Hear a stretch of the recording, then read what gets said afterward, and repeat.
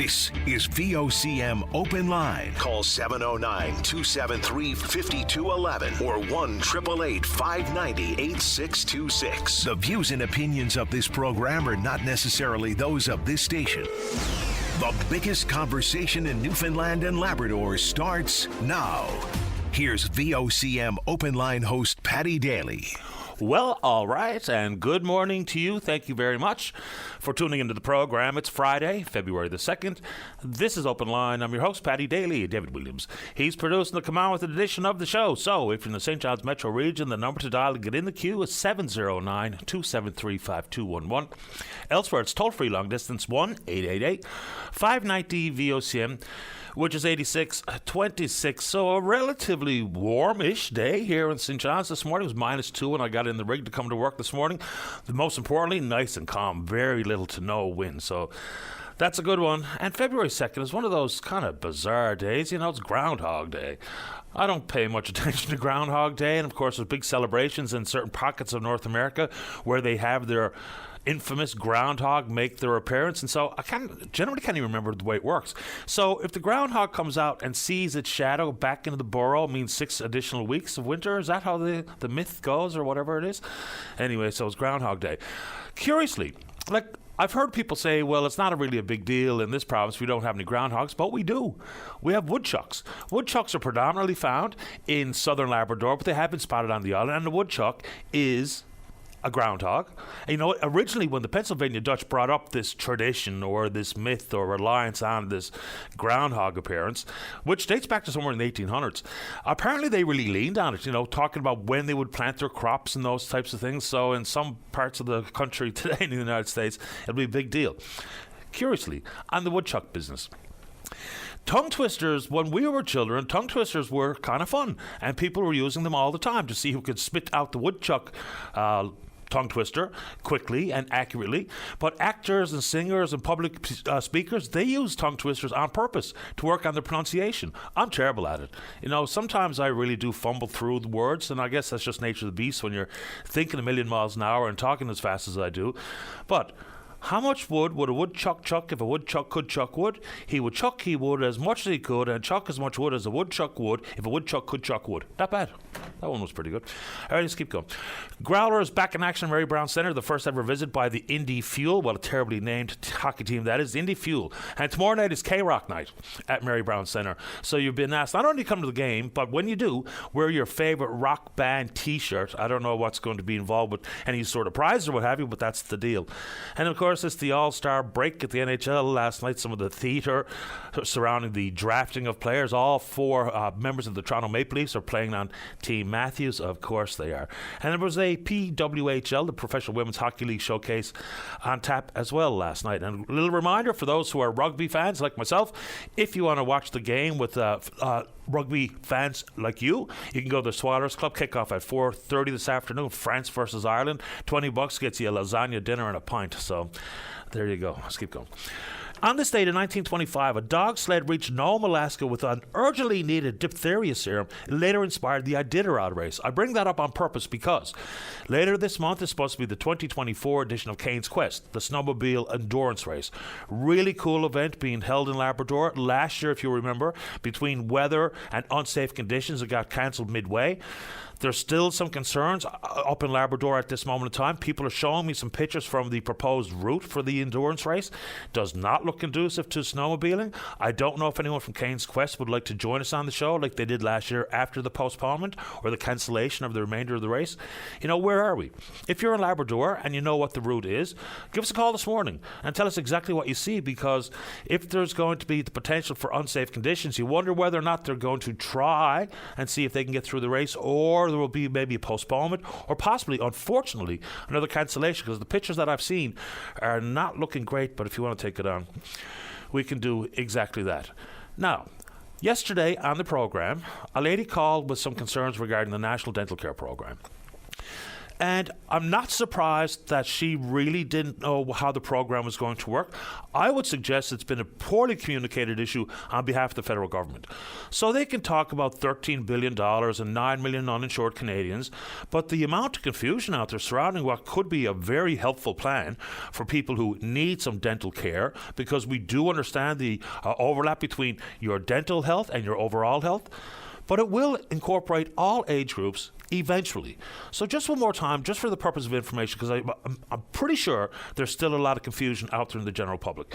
We know that the first group was 87 years of age and above, and that opened up in December of last year. Then they moved to 77 to 86, which happened last month. Then just yesterday, 72 to 76 opened up for, you'll get a letter in the mail with a personalized code for the application. Then next month they moved to 70 to 71. Then in May, 65 to 69. And then 3 different categories. An adult with a valid disability tax credit certificate, that portal opens up in June of this year. Then its children under the age of 18 also begins in June. And then all remaining eligible Canadian residents will begin by the end of 24, the first part of 25. So it will be all-encompassing. Because the caller yesterday, she was pretty sure that it was only for seniors, period. But that's not the case. And the big complicating problem here is, I checked in on different provinces with their dental associations. They all have the exact same concern. There are no dentists or denturists or hygienists that are registered to be part of this program as of yet. I mean, we're talking about treatments beginning in April or May, and yet no healthcare professional in the dental world is even enrolled in it, nor do they understand the administrative burden, nor do they understand how they're going to get paid. So no wonder there's confusion out there, because the providers don't even know what's happening, let alone the rest of the Canadians, though, inside the envelope of 9 million who might be eligible for the plan. But anyway, there you go. All right, to see a story here, and it's always worthwhile when we know there's a scam circulating that we bring it up on the show, because we also understand that Canadians are milked out of tens of millions of dollars annually at the hands of scammers, whether it be online or otherwise. Now, apparently, out in the Bay Roberts area, someone is calling around saying that they're a member of the RCMP detachment in Bay Roberts, trying to raise money for homeless women and children in the province. And it's not real. So if you get one of those calls, hang up and call the RCMP detachment yourself. The RCMP go on to say that, yes, they will get involved in things like food drives or what have you, but it's always a person with a uniformed officer and a marked cruiser on site. So that call that's circulating in and around Bay Roberts, it is a scam. Do not fall for it. Boy, people are relentless, aren't they? The whole scammer business. Anyways, keep going. So we've had a conversation with Jason Spingle at the FFAW about the redfish allocation. Newfoundland and Labrador harvesters are going to see a slight increase to about 19% of the total overall catch. There was initial reports that TAC would be some 25,000 metric tons this year, but apparently the Redfish Committee is meeting today to try to figure out exactly how this fishery is going to be executed. But former Fisheries Minister, current Immigration Minister, the member for Corner Brook, Jerry Byrne, is not pulling any punches on how DFO arrived at this decision. So we know that Nova Scotia is going to receive 33% of the quota, Quebec 32%, New Brunswick 11%, PEI 5%, and we in and around 19%. So the minister, I mean, here's what he said. He said that DFO is intellectually and morally bankrupt in the decision-making. He said he was gobsmacked, enraged with the announcement. The basics of this, I'm not speaking for the minister, but the basics for the concern at the FFAW, the comments coming from Minister Byrne, is that, you know, with 30 years of this commercial redfish fishery shut down, and it's a difficult product to catch, it's difficult to market, there's lots of work that has to be done to make sure that it's a successful redfish season. So the federal minister, Diane Bleboutier, is basically encouraging a full ramp up for folks who are not currently prepared to go out and get the redfish. You know, talk about building boats and gearing up and building plants, you know, increasing capacity when there's already plenty of harvesters that are equipped, prepared, and ready to go after the redfish, as opposed to trying to bring in new entrants. I mean, just look at historical context. We've done this repeatedly in the fishery. More and more people come in. You know, remember the old thought that, you know, too many boats, too many plants. Whether or not that was accurate, I'll leave it up to you. But if there's a fishery and a species like redfish that they had to shut down the commercial operations in 1995, bring it back today, and now all of a sudden, simply because of the strength of the spawning biomass is on 4 million tons, now all of a sudden, to amp it up and ramp it up again, as opposed to simply involve those who are currently prepared, whether it be on the harvesting or the processing side, the federal minister has basically said, let's bring in as many entrants as possible. So what is the likely outcome? Really small individual quotas, the potential to devastate yet another species because of a possibly too aggressive stance that the federal minister is taking. So it's interesting to hear former Minister of Fisheries, Gerry Byrne, talk in such definitive words about the DFO approach to that particular decision making. And apparently, you know, we all remember what happened with last year's snow crab season and the 6-week tie-up and all the emotions that were associated with it. And it was all based on price. So apparently I was told by a harvester, a full-timer, who goes at the crab, that they're in day 4 of negotiations on the price. FFAW members, I'm told by this particular member of the union, is they have no earthly idea what's going on and worry that if members are not included and are, you know, brought up to speed as to where we are, what the price is looking like, what the percentage of the market price will be associated with harvesters and processors, he fears that unless this is done in a more transparent fashion, we might see a repeat of last year, because there will indeed be harvesters and processors looking back a couple of years when the price was massive. And of course, it fell dramatically, some $5, almost $6 a pound from the 2 years ago to last year. So if you're one of those harvesters, you want to bring forward your concerns. Let's go. How are we doing on the phone there, Dave? Let's get her going here this morning.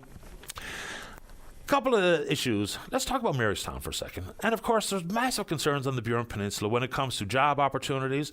Certainly some concerns and some wonderment about there's a creation of a board talking about and evaluating and potentially promoting the onshore wind project brought forward by Everwind. And we can talk about that because here we are in that window where World Energy, for instance, has resubmitted a revamped environmental assessment. If you want to take it on, let's go. In Marystown, of course, when the Canning Bridge was shut down about a year ago, shut down to vehicle traffic, you can still ride your bike or walk across it. You know, major concern for folks in the area, whether or not you think it's a big deal, folks in Marystown apparently do.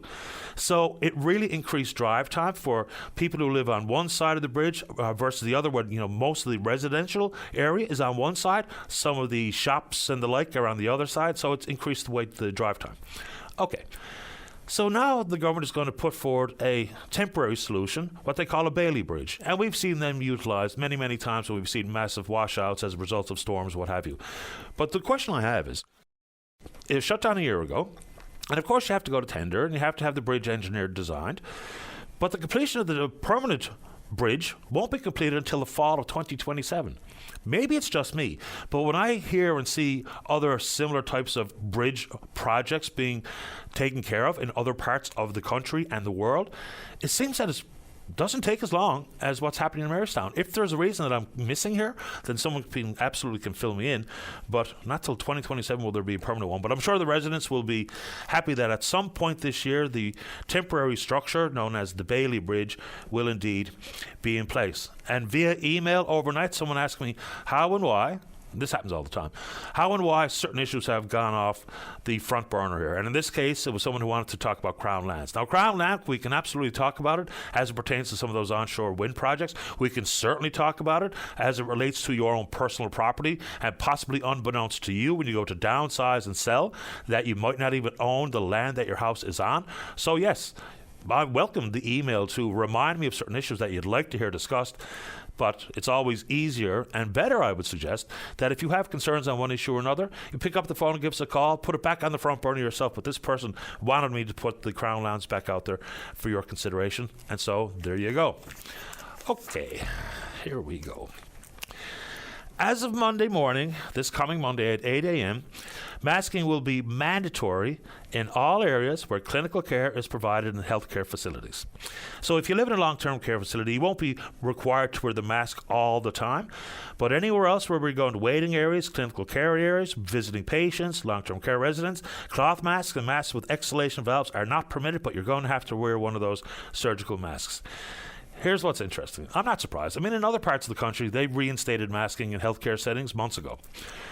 But the minister is quick to say that this is not a government or a ministerial decision. The recommendation, this is the quote, the recommendation was not from government or myself as minister, but we understand the recommendation and we understand the need for the recommendation. And of course, that was brought forward by the Infection Prevention and Control team at NL Health Services. So for the minister to be so quick and wanting to separate government and his department from this decision is a real statement of how political something like a mask became. I mean, people were up in arms about masking. It was one of the real minor requests or demands put on the general public throughout the pandemic, but I guess it just got lumped in with everything else because it was a real long path, and it was arduous, and it was cumbersome, and it was frustrating and angering, and every other phrase you want to attach to it. But the masking is now back in healthcare settings. They're going to reevaluate it apparently on the 31st of March. And if that's something you'd like to take on, we can do it. All right. Based on the Streeters that Jerry Lynn Mackey did, went out talking about cell phones in school, which I think is a really good conversation. But what one lady mentioned was, we just have such a different approach in schools these days. And one thing that she mentioned that jumped out to me was she said, we don't even teach children how to write anymore. I'm not 100% sure what the path is, but I do know we teach children to print. And there are plenty of young folks out there that can't even read cursive writing. There's a big conversation to be had about something as fundamental as that. I would imagine most people don't even think about what it means to teach cursive writing, to understand how to do it and how to read it. But it comes with a bunch of issues that are well understood and documented scientifically. It helps with your retention and comprehension. It helps you work on your fine motor dexterity. It also helps you learn how to read and understand comprehension, how words work together. There are studies out there about how your brain operates versus tapping a keyboard versus trying to form the letters in cursive writing style, because every letter is different and how they connect is different. And how we learn how to read based on having to perform that skill of cursive writing is important. Not because I say so. You just have a quick Google. There's all kinds of literature out there about the upside of writing, of handwriting. Now, my handwriting is really quite poor, but you think about it. When you have a pen or a pencil in hand and you're writing cursively, all of the aforementioned issues that I just mentioned, also compare it or contrast it to how you're using the keyboard. There's all sort of predictive software out there for the keys, and every key feels the same. There's no difference between touching P or T, but there's a vast difference between writing P and T, and it comes with considerable impact on comprehension, retention, your motor skills, how words work in combination, the ability to learn how to read, period, and how to spell. So I don't know if that's of interest to you, but as soon as I heard that lady say that, and I think I was listening to Bob McDonald on Quirks and Quarks, and one of his guests was talking about the science behind cursive writing. Seems to me that if it has all of those upsides with your brain action and your brain activity and your ability to learn how to read and write and comprehend and retain, maybe, just maybe, we should give that some consideration as we look at this education accord. All right, very quick, last one. Or two quick ones. So the civil trial that was brought forward regarding the outcome of the 2021 election, of course, we all remember the fiasco that became. And there is a court challenge being brought forward by former MHA Alison Coffin against Elections NL and CEO Bruce Chalk. And this was all about the difficulty people had in getting a mail-in ballot. So the results in 3 districts being challenged: St. John's North, St. Barb, Lance Meadows, and Signal Hill, Kitty Vitty. If people are willing to challenge in the courts, and if the court is willing to hear it, fair enough. My question is, let's just say Ms. Coffin and others who have brought forward these test cases are successful. What does that mean? Is there some sort of financial compensation? Because we're not going to go back and re-vote on the 2021 election. We've already had another general and a couple of by-elections. So I just wonder what the purpose necessarily might be of it. And sadly, here we are in the year of the arts. And yesterday we were talking about the passing of Rick Boland. Had a nice conversation with Mary Walsh about him. And now yesterday we learned of the passing of Kevin Lewis, who was also a big part of the arts, theatre, TV and movie community. I heard Mark Critch on with Jerry Lynn this morning talking about the life and times of Kevin Lewis, and a funny line coming from Mark saying he always wanted to be known as Holyrood's first paper boy. But Kevin Lewis was a big deal in the arts community. I knew Kevin a little bit, and so condolences to his friends and his family. So that yet quite another big knock here in the year of the arts for some of the big members of that community. We're on Twitter. We're VOCM Open Line. Follow us there. Our email address is openline@vocm.com. Let's take a break. When we come back after this break, we're going to be speaking with the commissioners of the inquiry into the care of Innu children. So that's James Igliorte, Dr. Mike Devine, and Anastasia Cupie. We're going to hear about what they heard, what are next steps regarding the inquiry, because we do know it has been historically a big problem, whether it be the loss of culture and language, the treatment of Innu children in care, where that care takes place. So we'll let the commissioners fill in the blanks when we come back. Don't go away. Welcome back to the program. Well, the commissioners involved with the inquiry respecting the treatment, experiences and outcomes of Innu in the child protection system are James Igliorte, Dr. Mike Devine and Anastasia Cupie, and they all join us on lines 1, 2 and 3. Good morning to you all. You're on the air.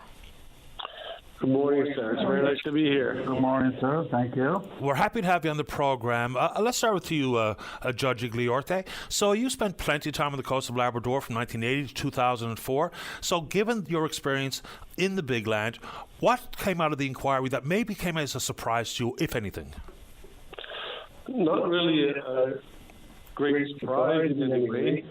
I've been on the circuit work for the 24 years you just mentioned, and I was aware of the history of Indigenous people, how in many cases, for example, the people of Hebron were forcibly moved to southern communities and that experience did not work out well. And of course, for the Innu, we recognize that for much of their history, they've been moved to the community of Chedarit, and that experience has not been a good one. So no big findings, but clearly I had an understanding of what we would expect to see.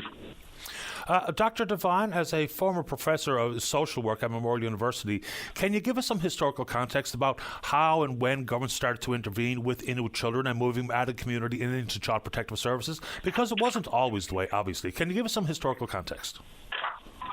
Yes, the Innu were nomadic for long periods of time. And, for example, in the community of Shensi, they settled there in 1967 for Davis Inlet. There was an old Davis previous to the Davis Inlet, and then Natfersheet today, and that was in the late 40s. So, settlement was rather abrupt in those communities, and so they went from a nomadic way of life to being settled and really, having that loss of way of life. And then there was the influence at the time of the local priests in each of the communities, as well as the state, i.e. government, in terms of, settling the people in a way that certainly they believed, I guess, that was better for them. But in actual fact, the outcomes of that were a lot of disruption in the way of life, and the resulting trauma that happened for that. And then going from that with the intergenerational trauma that we continue to see today. So, historically there has been some very negative effects that have taken place from that abruptness, if you like, as one of the speakers last week talked about, and they continue to struggle today. So it's now that there's some understanding of intergenerational trauma, and people getting an understanding themselves of what happened and how it happened. And it's really interesting how when people talk to us and tell their truth, it's really they go back to the source as opposed to just talking about the symptoms. So, like child protection, for example, is very much a symptom of the trauma that they suffered historically. Anastasia, let's bring you into the conversation. You're a former Grand Chief of the Innu Nation. You serve as the Director of Social Health for Innu First Nation. When these stories are already as traumatic as they are, and one of the concepts inside of the truth-seeking process and the healing services is to do no additional harm. How did you and your fellow commissioners and all presenters at the inquiry try to attend to it? Because when you retell a traumatic story, there is the concept or the potential to do more harm, to relive some of the terrible memories. So how did you conceptually approach that? Because that seems to be a really tricky piece of trying to get to the bottom of what happened and the next steps. We are working, and we knew that this was going to be something that we need to think about, because it's something that people were coming forward with their truths. and their experiences. And we understood like how some of the events will be traumatic for people because of the history in our communities. And so we are working with, and we've been working with a mental health consultant, Louise Bradley, and we've in the communities as well, the mental health supports that we have, and the elders at our meetings, at our community sessions. So we've had mental health supports, community supports available to people, and we make sure that people are aware of that at every session. And we know, like from the people's experience in our community experiences, that the events have been very traumatic, and it wasn't going to be easy for people to come forward and talk about those experiences. It's not easy to tell the stories. It's not easy to hear the stories like all three of you did. But for the general public who are not in She'iji and didn't hear the stories directly, maybe have heard some news retelling of snippets of the story. For you, James, how do you want people to hear these stories? How do you want them to digest what has historically been happening to children in care, Innu children in care? Because for some people, I think we can all acknowledge that for some people, they won't give it much attention when it, in fact, it's due plenty of attention. How do you want people to hear the stories that you heard?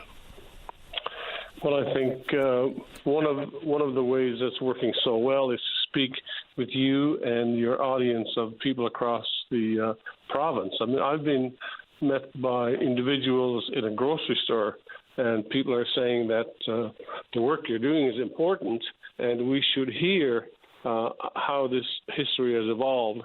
So in our report, we're going to try to make a way of writing that appeals to all individuals. And of course, as you pointed out yourself, these difficult stories are ones that people want to tell us. The organizations in Sahajit and Natoshish want to tell us, and they're heartfelt. We appreciate how difficult they are to tell, but it's clear that we've got to get that message out, and one of the ways, such as speaking with you today, is a way for us to make people appreciate how many people have been adversely affected, how their mental health has been affected, and as a consequence, how their whole community has been at the stage they're in today. Dr. Devine, I know that this is a big one. I don't want to get out in front of the eventual written report and recommendations, but what specifically are next steps? Well, we continue to hear from people in the community, which is, I think, a very important part of the process that we're going through at community meetings, and also at the formal hearings that we had last week. That will continue. In addition to that, we'll be having roundtable discussions. So we'll talk with leaders, past leaders, informal leaders, elders in the community, and people in the system who are familiar with the child protection system. I think one of the things that we've talked about often, and we've heard from the community so often, is that we have to look at this in the context of the whole community, not just child protection, and in the context of the history, so we can get a good understanding of how problems and issues came to be as they are today and continue today. And I wouldn't want to, presuppose, as you suggested, what the final report will look like. But we really are, listening to the community and getting some very, good information in terms of their perspective and how, from their culture, and how they view and understand, community well-being, child protection, and how, we can move, or they can move to having a healthy community. I'd like to pick up on what Dr. Devine just said with you, Anastasia. When we talk about it's not just about child protection, this is a community issue. What's the message to the community? Because we all play a role. It takes a village, as they say. So how do you craft a message to the community that is not directly involved with the child protection system, but of course, unless the community is healthy and able to self-direct, that maybe just even recommendations and these types of inquiries might not get the Innu community where they need to be. So what's your message? I think that for both communities, continuing on the work that we're doing and hearing from people is important. and also that working with the leadership and the work that they're doing as well down the road, that people goal is to run their own child youth family services. And I think by learning the things that haven't worked for the Innu, and also culture and language plays a significant role in that as well, and making sure that the programming and the services are met for Innu by Innu. I'll go down. Chime in as well, sure, Patty. I want to say that the legislation up to this point has been worded so that social workers have to react in the best interest of the child, and in many cases that has meant saying that take the child out of a dangerous situation, and everybody agrees those circumstances occur. What we're trying to do is to listen to the Innu and their advice when they say, well, the best interest of the child doesn't necessarily mean removing a child immediately. Think about the family, think about the culture, think about the language, think about the value of being within your community whenever you can. So over the years, and more particularly in the last few years, the Innu have fashioned and framed a way of speaking to provincial officials and saying that let's move to a more family, community-oriented process of defining best interests. Dr. Devine, last one for you.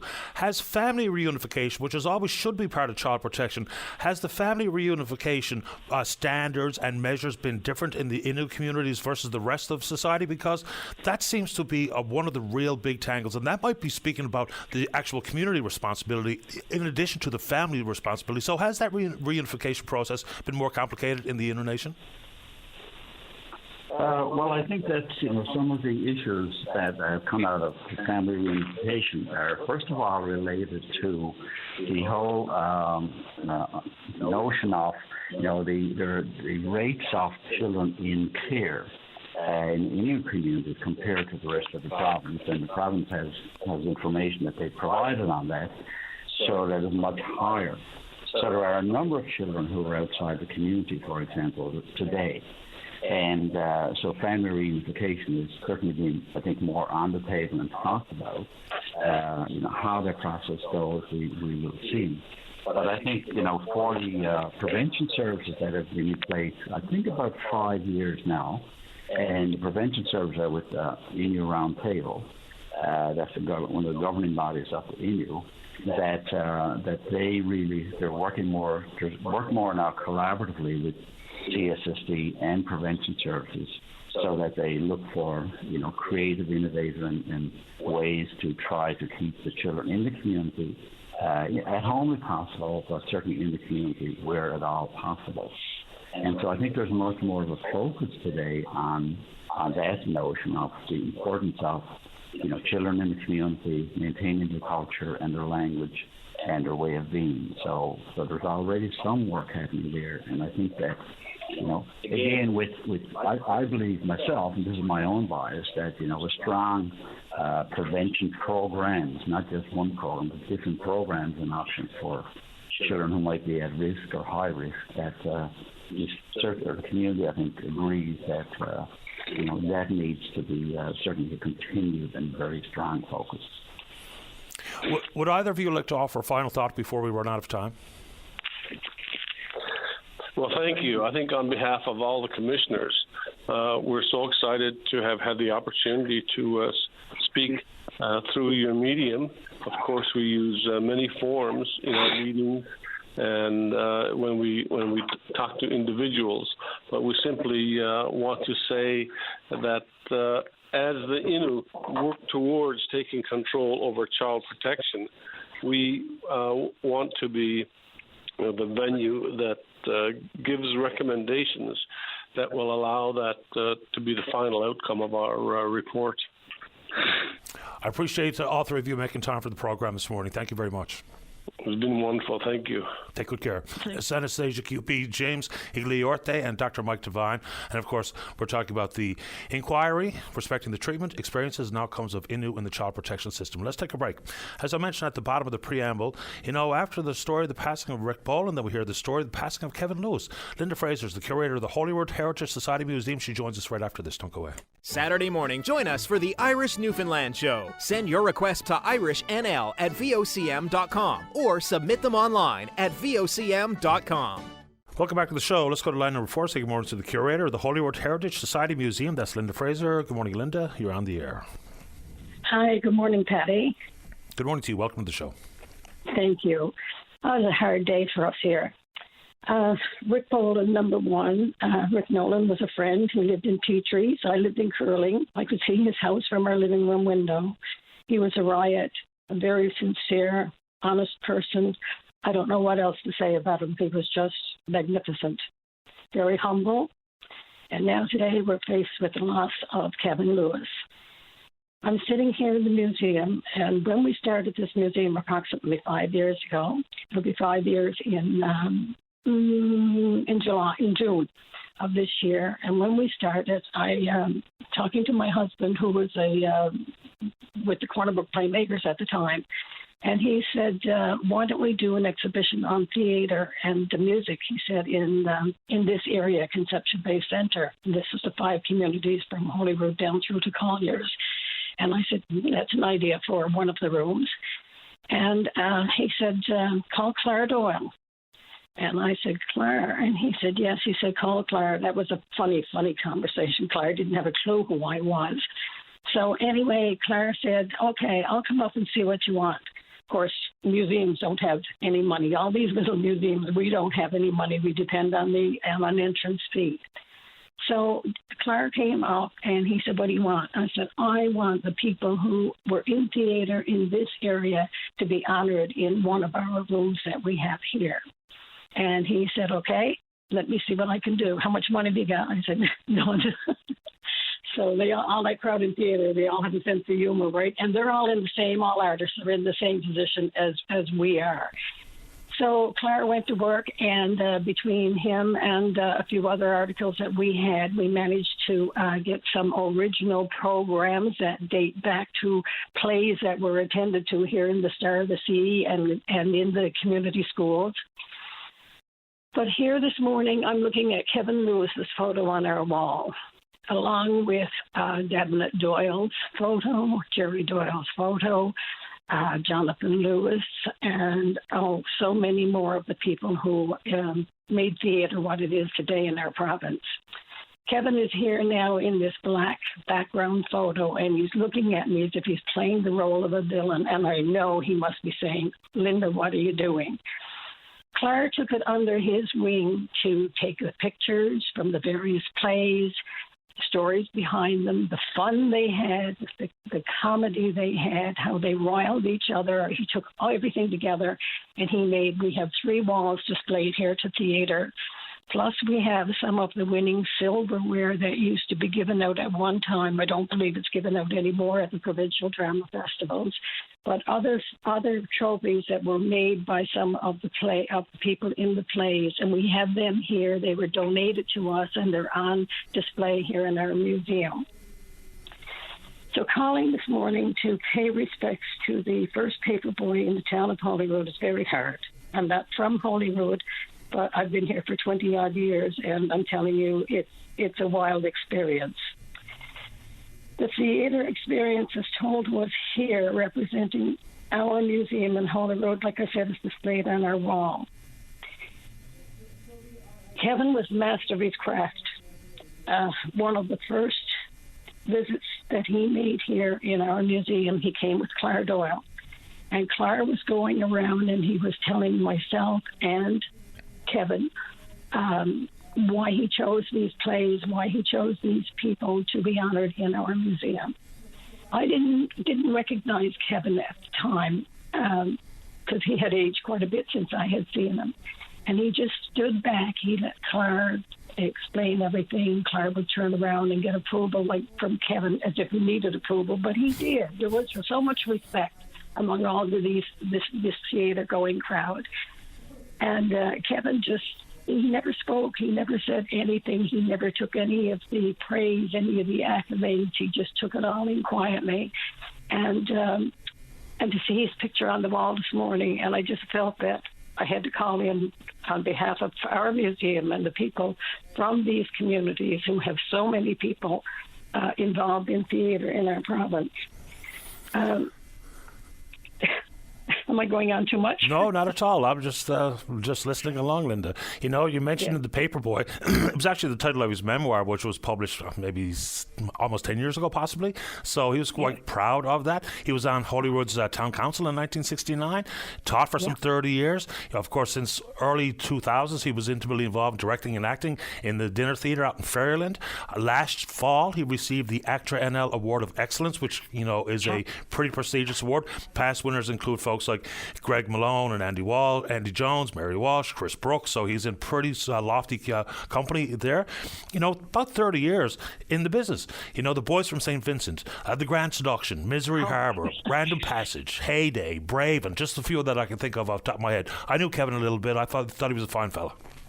Oh, he was, and he was sincere. He made comedy. He was the king of theater, of comedy, of drama, of everything, every aspect of the theatrical life.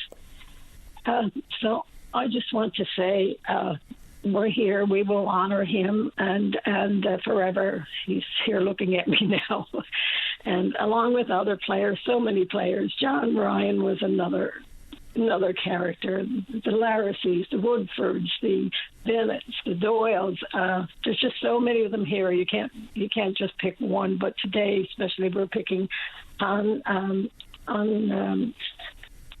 our friend Kevin, and as well, and not forgetting Mick Boland. He was a distant relative of mine, and so I just want to end it by saying to everybody that's out there, and not even people that are involved with these particular people we spoke about this morning, just remember, to live in the hearts of those we love is to live forever.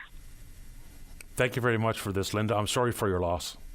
Thank you so much. Take good care. And our respects from our museum, from all of our volunteers, and I'm sure the town of Holyrood as well. Thank you, Linda. You. Stay in touch. Thank you. You're welcome. Bye-bye. Bye-bye. Yeah, it's a couple of big losses back-to-back days. Let's take a break. When we come back, Daphne wants to talk about garbage collection. We're going to talk about whatever's on your mind. Don't go away. Welcome back to the show. Let's go to line number 5. Good morning, Dorinia. You're on the air.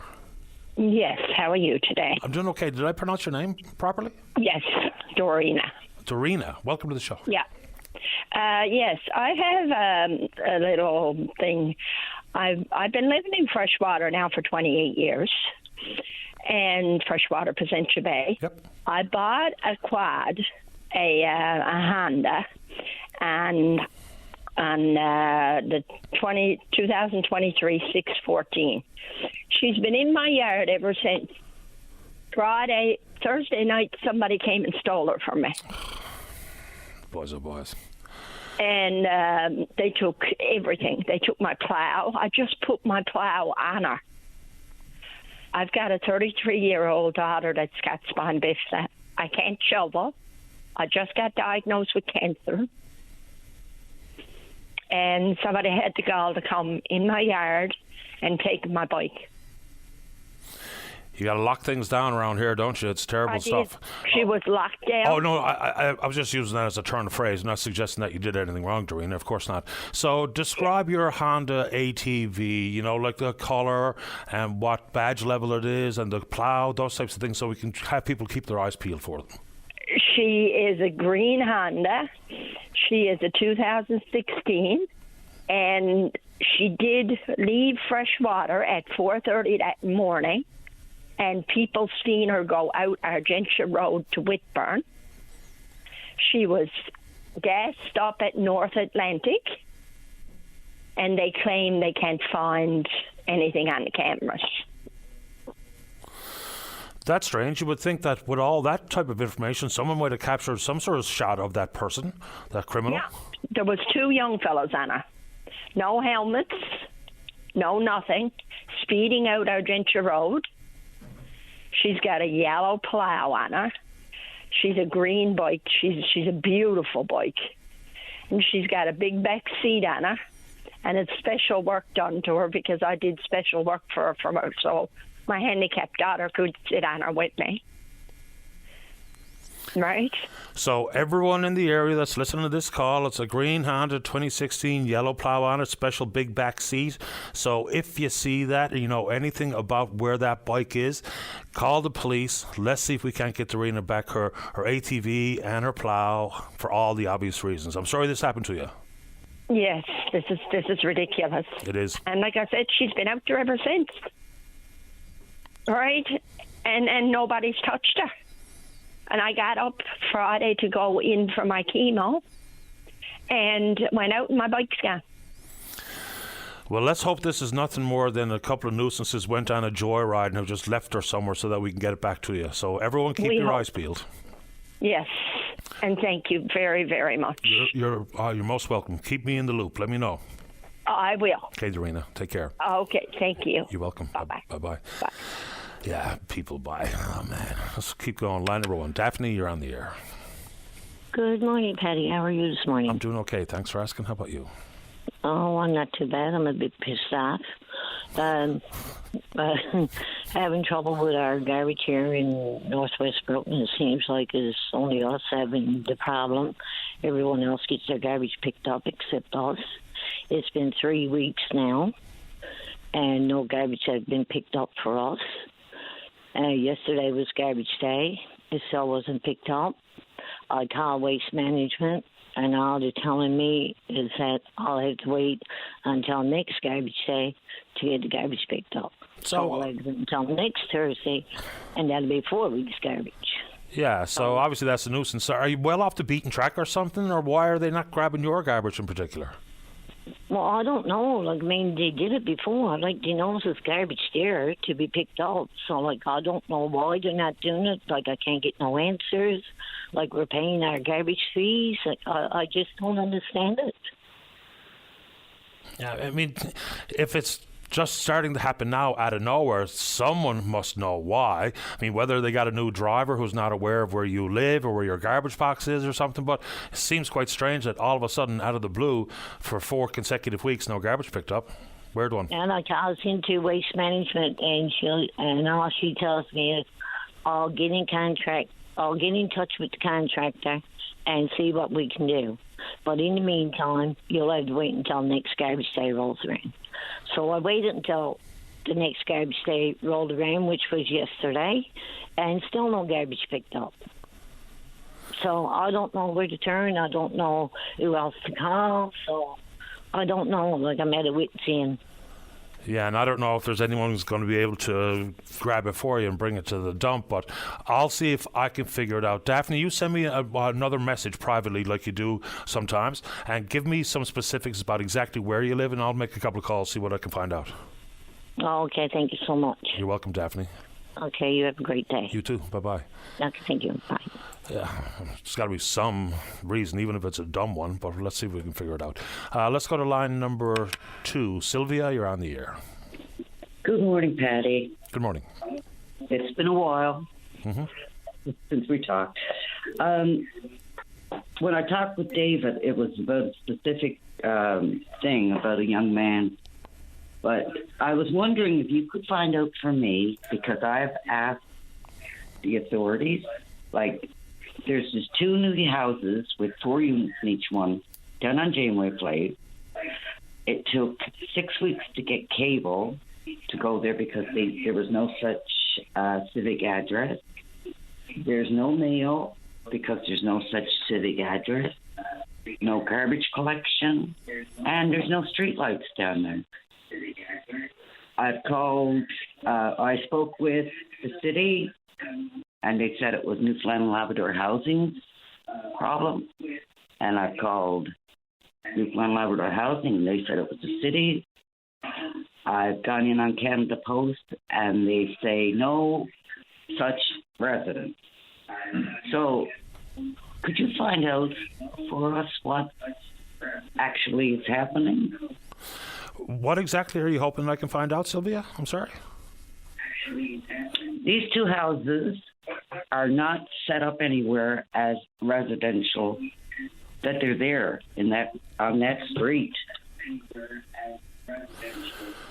Well, if it's in the confines of the city of St. John's, the city can't tell you they have nothing to do with it because it's a residential street and house in the city. It may indeed be owned and built and managed by Newfoundland Labrador Housing Corporation, but that doesn't mean that it doesn't get an address because of a municipal action. So I suppose I can ask the city for further understanding or clarification here. I'm happy to do that much. I mean, I went into Canada Post and under their app, and it came back no such specific address. Okay, so let me see what I can figure out. So what numbers, are there numbers on the house, period, down on Janeway Place? Yes, 35. Yeah. And 37, A, B, C, and D for both of them. 35 and 37, Janeway Place. Okay, let's see what I can figure out. It's just about time for the news. Sylvia, anything else quick? Yes, we have a young fella that needs a bit of help, but I don't want to put no big shout out, but he's there living with just a bed, and he has nothing in his house. He was just given the key, and we have linens for just the bed, for the bed and that, and some kitchen stuff, but he has nothing, no mats, no nothing. Yeah, you can try Home Again Furniture Bank. That's over. We were there, Patty. Okay, well then, the Habitat for Humanity? No, we're after spending a fortune, okay, on 4 other people, and this is another one that we've taken on. We have linens, we have some curtains and everything for him, but there are things that he needs, even though he's in a wheelchair, you know, and he said his people were going to take care of him. He's Inuit, and no one came out of the Inuit community or Indigenous community to help him. I wish I could point you in the right direction, but the two options that I had at the tip of my tongue, you say they've not been helpful. So maybe First Light, if we're talking about Indigenous issues. I know that you've complained about them before. I do have to get to the news, Sylvia. So another. Okay, that's no problem, Patty. Okay, thank you. Take good care. If we could think about any other options, we'd be happy to offer them. Let's take a break for the news. Don't go away. Every Saturday is perfect for a night at the cabin. The Cabin Party with Brian O'Connell. Saturday night starting at 7 p.m. on VOCM. Welcome back to the program. Well, yesterday we had a call talking about the CFIB's Provincial Red Tape Report Card. Joining us on line number 1 is the Atlantic Senior Policy Analyst with the Canadian Federation of Independent Business. That's Duncan Robinson. Duncan, you're on the air. Thanks for having me. Happy to have you on the show. So we don't necessarily have to get into the methodology, but we're talking about regulatory accountability makes up 40% of the eventual grade. Regulatory burden, 40%. Political priority. Help us understand exactly what's involved in political priority. Is it simply attention to red tape and regulatory issues and timelines? What exactly does that mean? Well, absolutely. Well, what we want to see is we want to see a priority across all levels of the provincial government. So from the Premier's office to the mandate letters and the ministers as well. Also, wanting to make sure that they're including it in their budget, that they're mentioning it, that they see it as a priority, and that's in the election platform as well as an overall kind of a guide for the government for the next 4 years. In Newfoundland, unfortunately, it was not in the mandate letters of the ministers. It also was not in the budget, but it was in the election platform. So they did get partial points for that. However, there is definitely more work to do on the political side of things. So in the world of red tape, of course, because this can be all-encompassing to different industries, different sectors of the economy, is there a specific focus inside this red tape report card? Not in the report card itself. However, this year we did release a report focused on the red tape associated with permitting and approval processes in Canada's largest municipalities, which St. John's was included in. Just kind of showing that even a simple project like a bathroom renovation can have some serious red tape associated with it, and the kind of impact that has on the larger side of things in terms of the housing shortage as well. So if your processes are slow for small projects, you can only imagine how slow they are for the larger projects as well. So in this province, there's an F in regulatory accountability, an F in the burden zone, a D in political priority, and overall score of F, which is dreadful.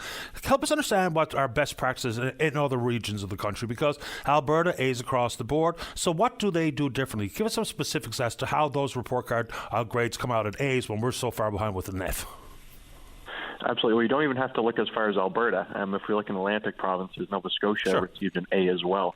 And particularly for Nova Scotia as well, a lot of their work has been driven by the Office of Regulatory Affairs and Service Effectiveness. So they have a dedicated staff who's wholly focused on cutting red tape around government, which is very important, as well as ensuring that the government is measuring and reporting on annually the amount of red tape and burden that they place on small businesses, so they're held accountable, and that small businesses and Canadians as well can see the impact that that's having. So just making sure that they're being accountable to themselves, but also to the public, we also measure interprovincial trade barriers. So making sure that it doesn't make sense that the rules that apply for Newfoundland are different than Nova Scotia, than Alberta, than BC. Making sure that we have a smooth economy throughout, coast to coast to coast, is also important and something that we've been advocating for through this report card as well. Yeah, I'll dig into that now in a second. But in the world of red tape, it's very much akin to affordable housing. It's a catch-all. So how do you define red tape? Because if you're trying to deal with the municipality, get a permit to renovate a bathroom, to put on a deck, or to add onto your home, or put up a shed, it can become time-consuming and frustrating. So how do you actually define red tape? Because red tape begins the moment that you open your mouth or send an email to any level of government. So how do you define it? Well, it's duplicative processes, anything that is redundant, things that can be unnecessary. Particularly when we look at red tape as a whole, according to our membership, only 30% of the red tape as a whole is seen as unnecessary. So it is making sure that you're identifying that you're making sure that you're not being redundant, that you're being as streamlined as possible.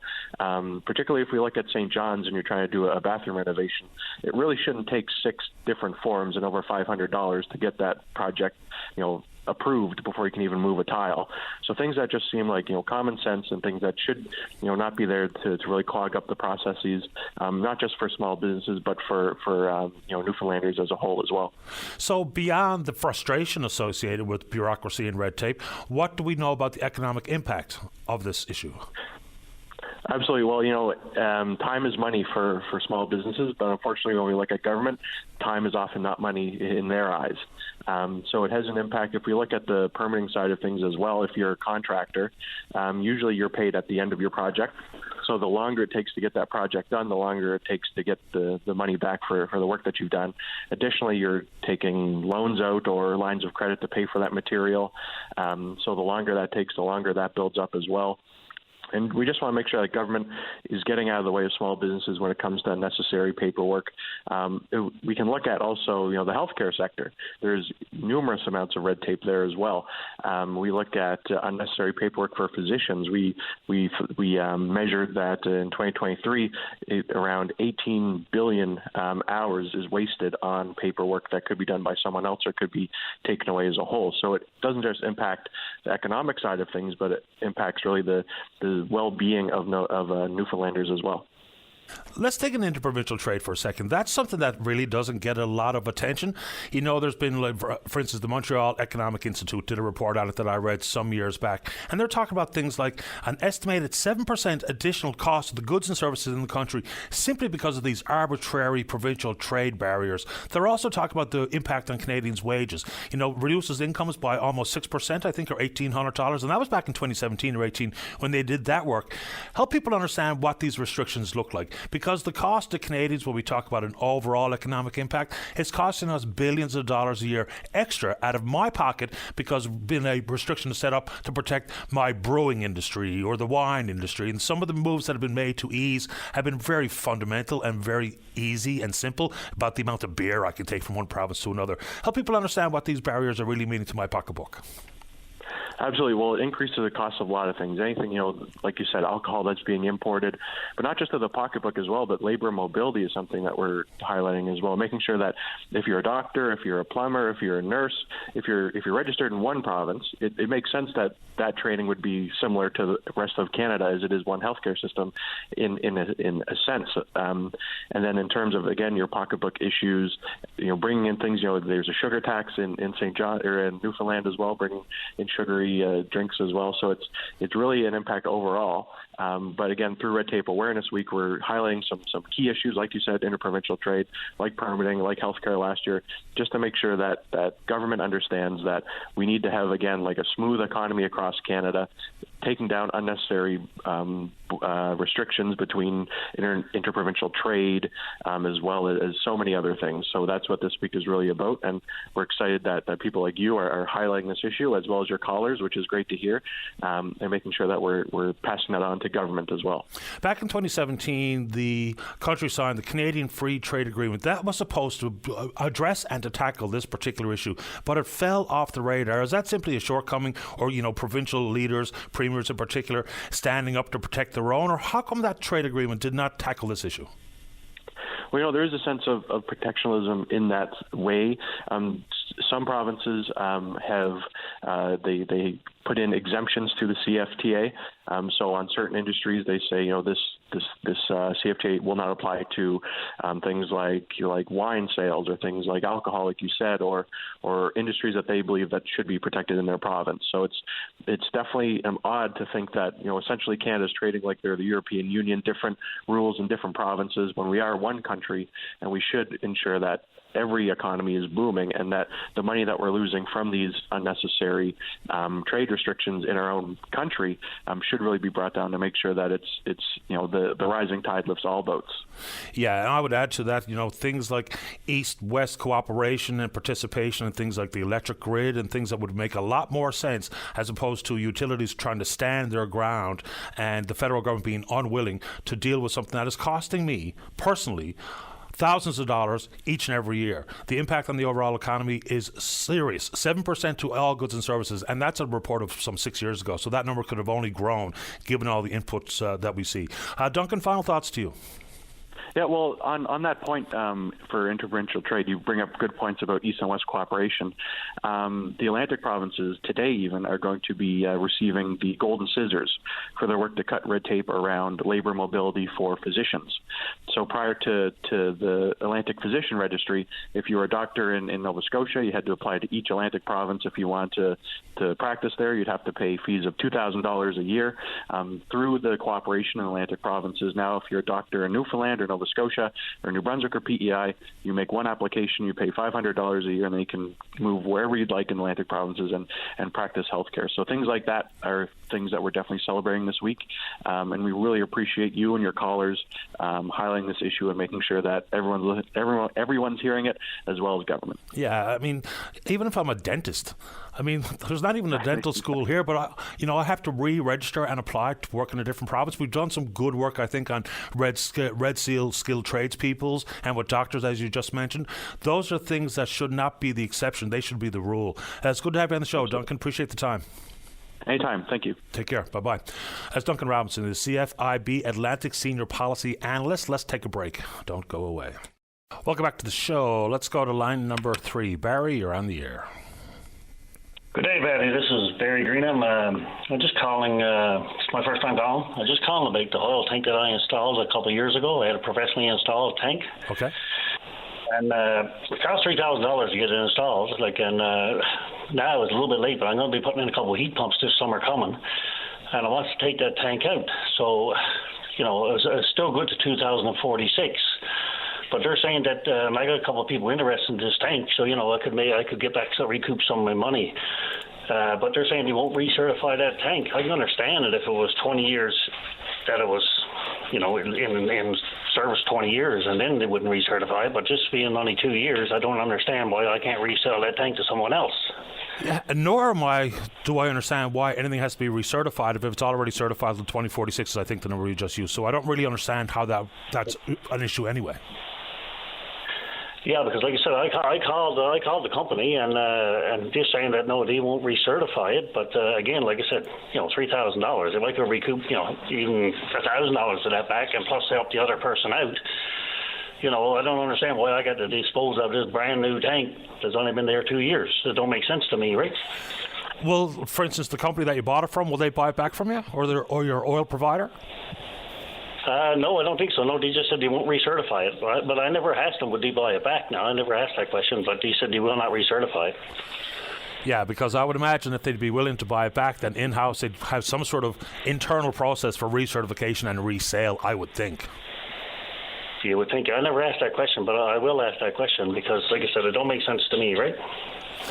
There's an email address, when all the issues regarding the registration of heating oil storage tanks, there is a government email address specifically for it. Maybe you can get some additional information there. I can give you the address if you like. That'd be great, Jim. Sure, it's just petroleum storage. Okay.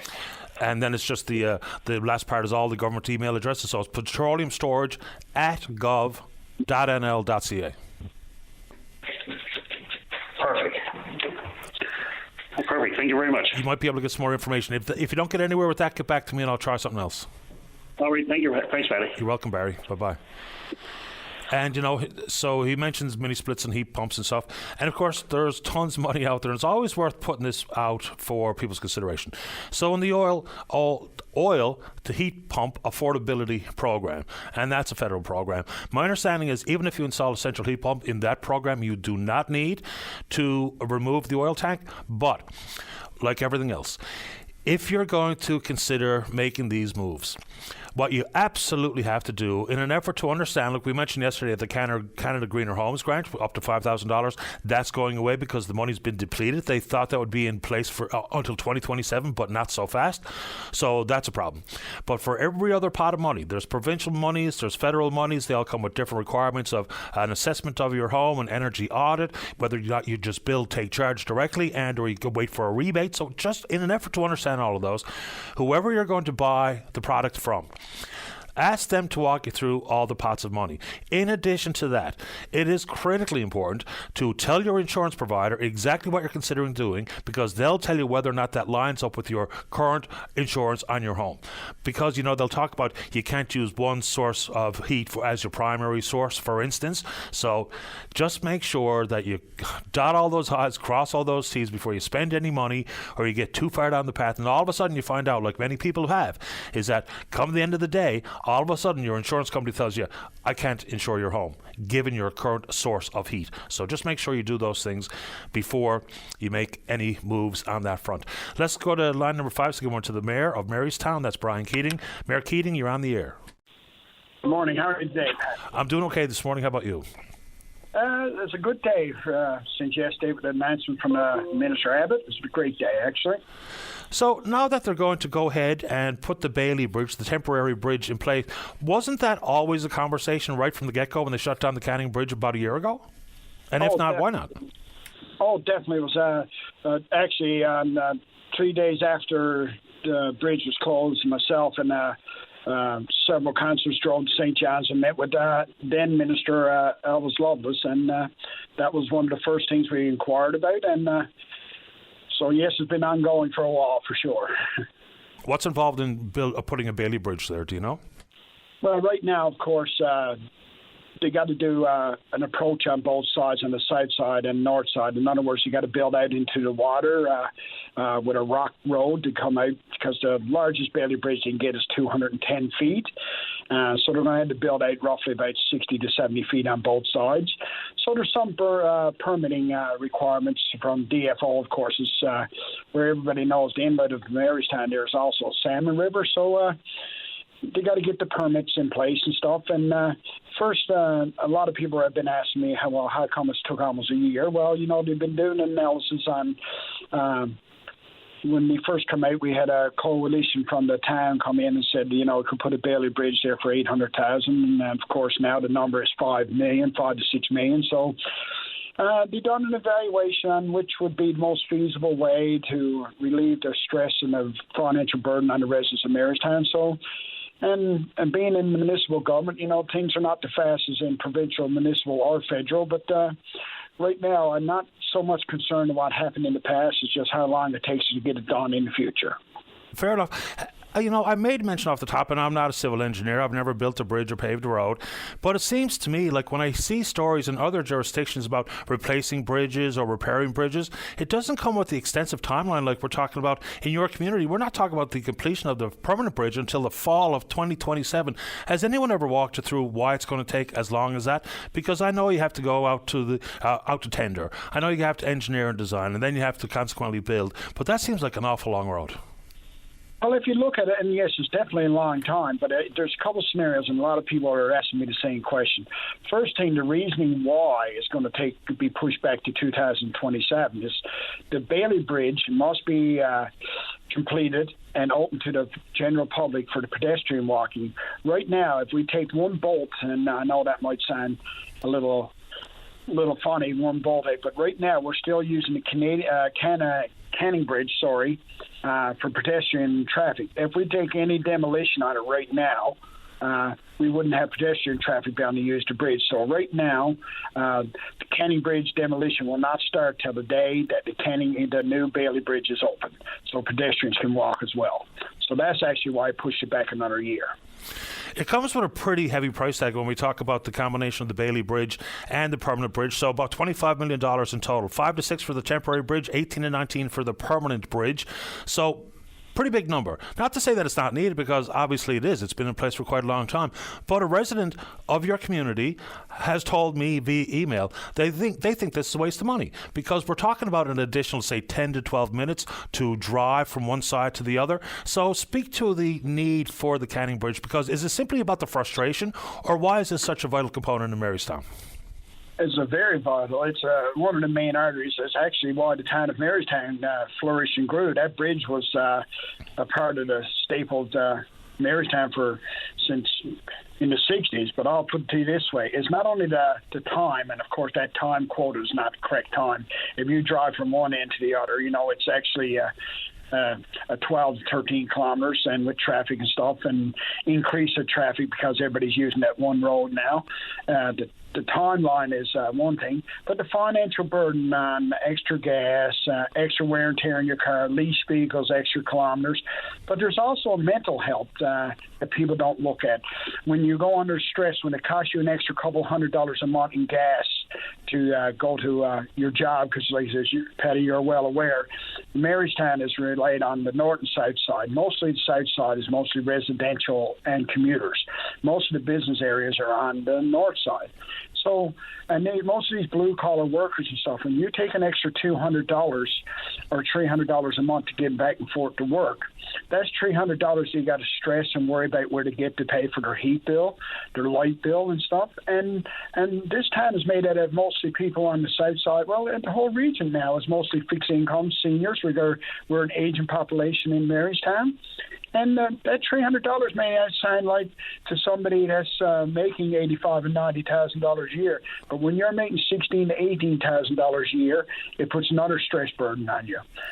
And also, a lot of people now are not realizing that people are going to see their loved ones, or senior parents, or people in the senior homes. They don't make so many trips, so that affects those people as well. So the domino effect alone, not only the time, the financial and the mental stress on the residents of Marystown, this was definitely needed. And a $25 million tax hit or bridge money for the two bridges, is a big number. But I'd be the first to say that the residents of Marystown and the Bjorn Peninsula are definitely worked for their mental health, their financial stability, and the future of the town of Marystown and Peninsula is definitely worth $25 million, in my opinion. Mayor Keating, let's take another subject here. My understanding is you're the chair of the Bjorn Peninsula Energy Board. How was that board created, and how do people get members as boards of directors? Because was there open to voting, or were people simply appointed, or by acclamation? So talk about the origin of the Energy Board. Well, ways back now when a couple of energy windmills and hydrogen, wind turbines and hydrogen companies start coming to Bjorn Peninsula, they reached out to all the towns, most of the towns that they were with, and some of the LSDs, and the mayors and the councils all on the Bjorn Peninsula side. Many times we missed the boat, for a better terminology. We missed the boat that we don't have a say or we don't have some input. It usually goes to provincial government. So the municipalities on the peninsula decided that with the Joint Community Council that we would have a branch that would form to be like a liaison to protect the economic development of the Bjorn Peninsula.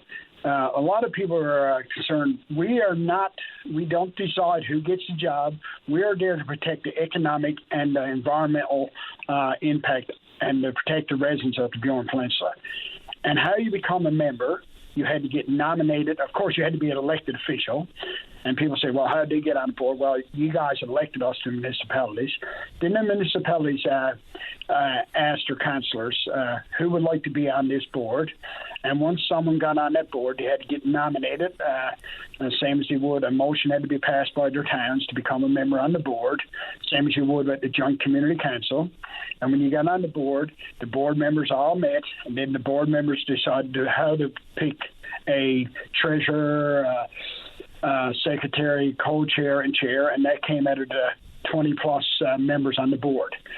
For information purposes, our board is very one of the largest and successful boards because the Bjorn Peninsula, and of course myself, and everybody else on the board are looking after the economic and the safety and environmental impact of all these companies coming to our peninsula. So that's how we got formed, actually.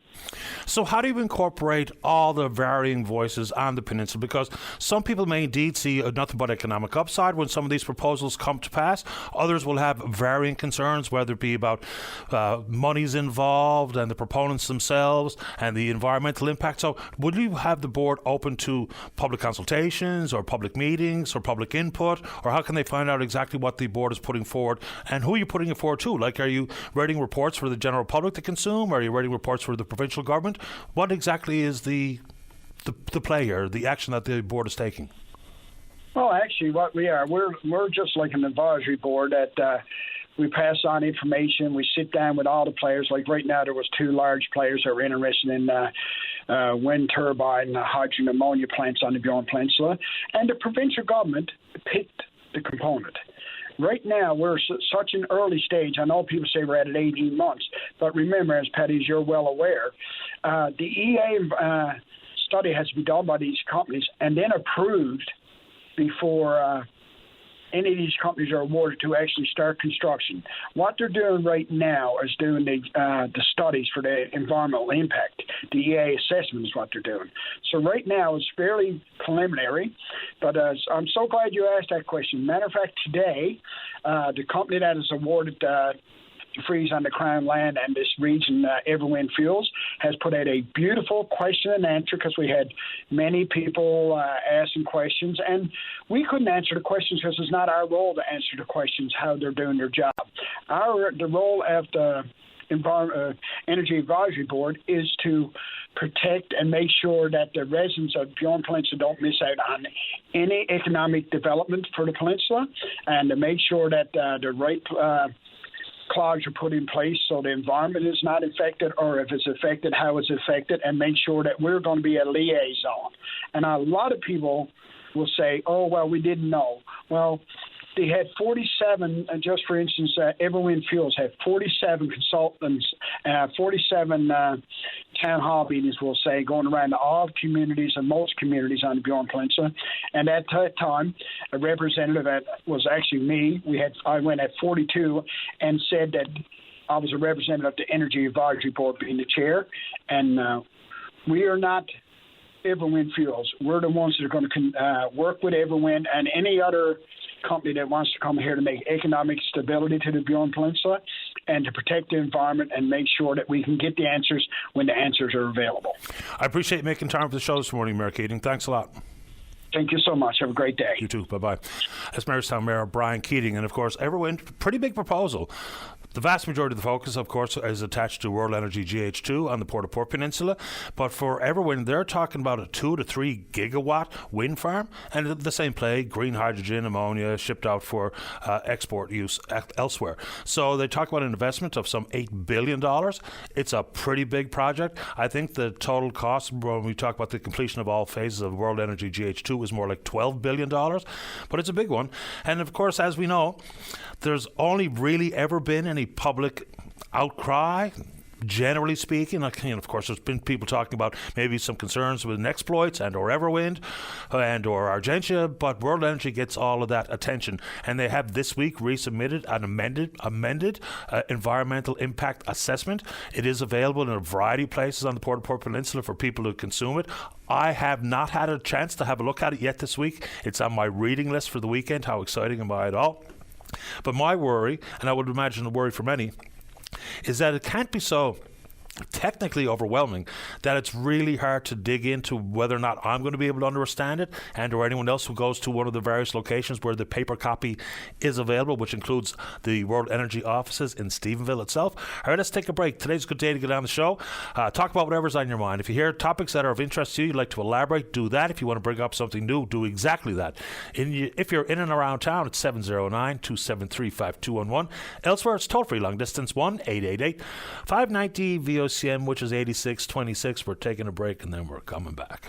Your voice in Newfoundland and Labrador's biggest conversation. If you want to know what's happening in your province, tune in to Open Line every day. Have your say weekday morning starting at 9 a.m. on Open Line with Paddy Daly on your VOCM. Welcome back to the program. Well, so someone's asked me, what are you talking about, when I was talking about the issue regarding cursive handwriting. So I'm not suggesting it's the biggest issue in the world of education, but just to further elaborate, maybe, and the question was, do you think they'll waste time looking at things like that with the Education Accord? I don't really know. But so whether it be Dr. Anne Burke or Dr. Karen Goodenough, when they get their feet under them, we'll try to invite one or both on the show to really talk about where we start. Because it's one thing to say the intended goal is to modernize and to transform the education system, but that's two pretty big words, and what exactly they mean, we're not 100% sure, but we'll see if we can find out. Now, as it pertains to the issue of cursive writing, what we were saying, and this is based on scientific research, not my just personal opinion, my cursive handwriting is disgraceful, it's terrible. But the issue is that when we are not teaching cursive writing, for instance, there's plenty of people out there now in their teenage years, maybe in their 20s, never use cursive writing, maybe possibly can't even really properly read cursive writing, and the research is clear.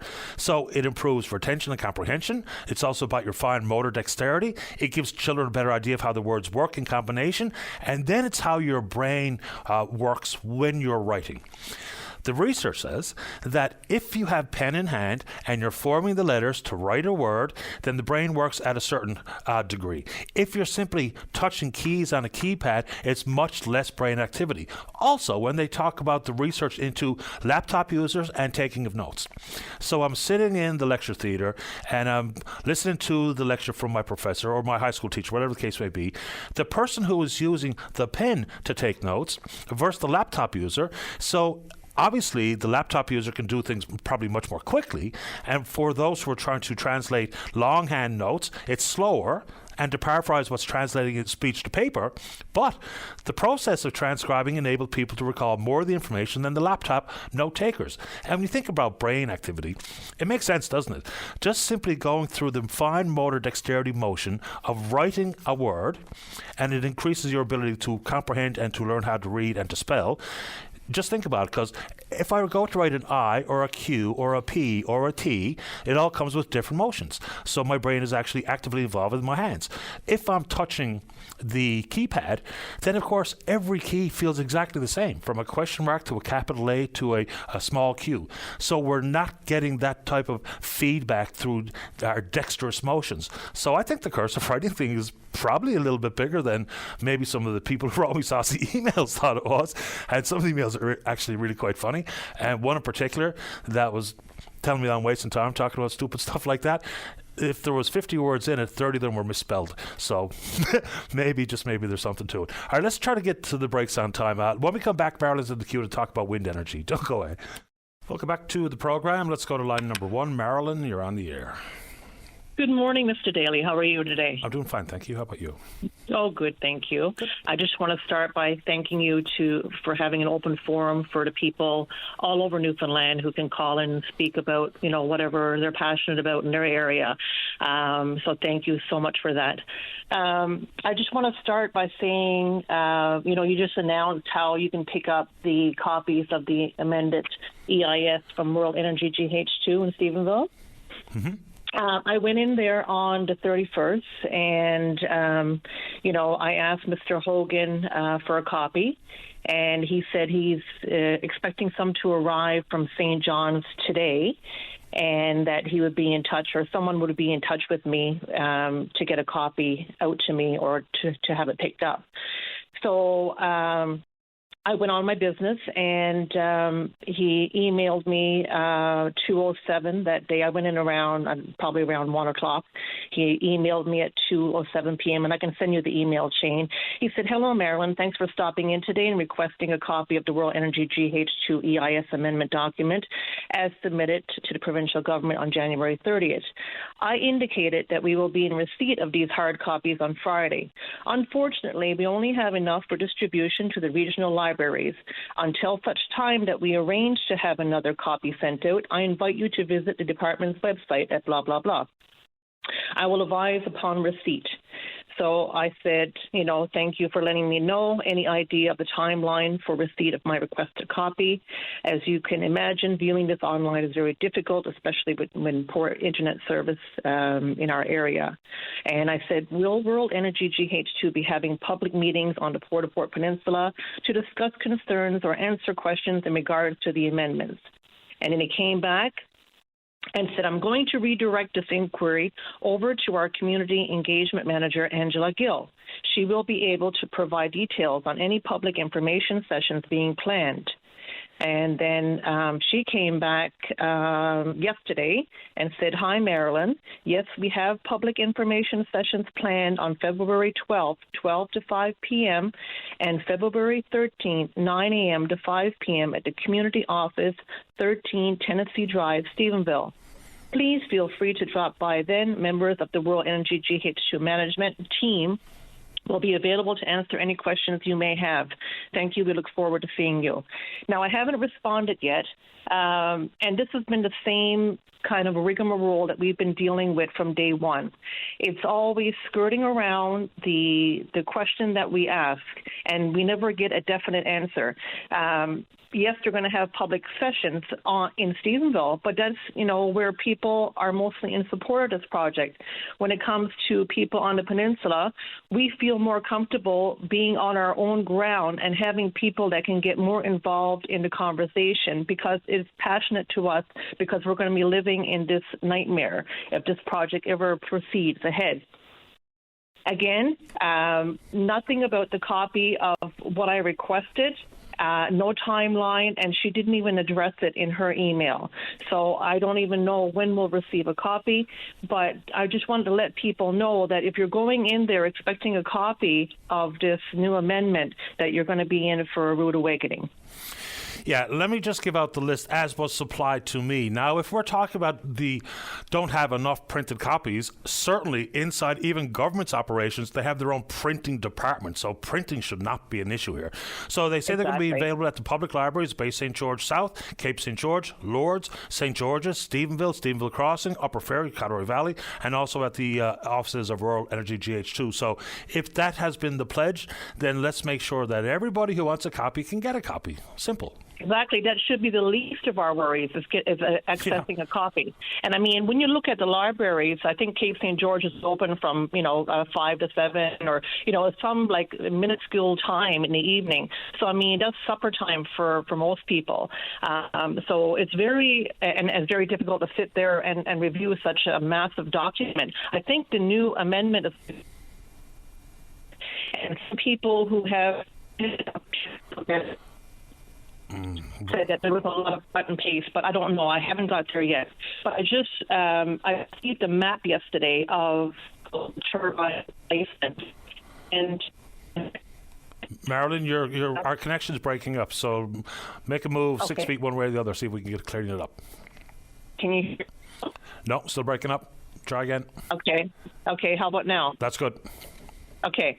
When I went in to see Mr. Hogan, first of all, the door was locked and security had to let me in. And the only reason is because I said I was going in to pick up something.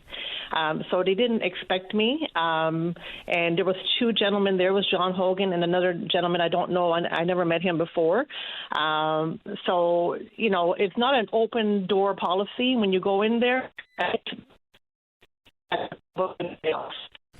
But when I received it yesterday, I think there's 155 turbines now instead of the 164. And then there's going to be some on Pine Tree Hill, which is, right adjacent to the Port of Port Peninsula. And Hogan said that they're going to be the 656 or 654 foot turbines being placed here. So they are the massive turbines.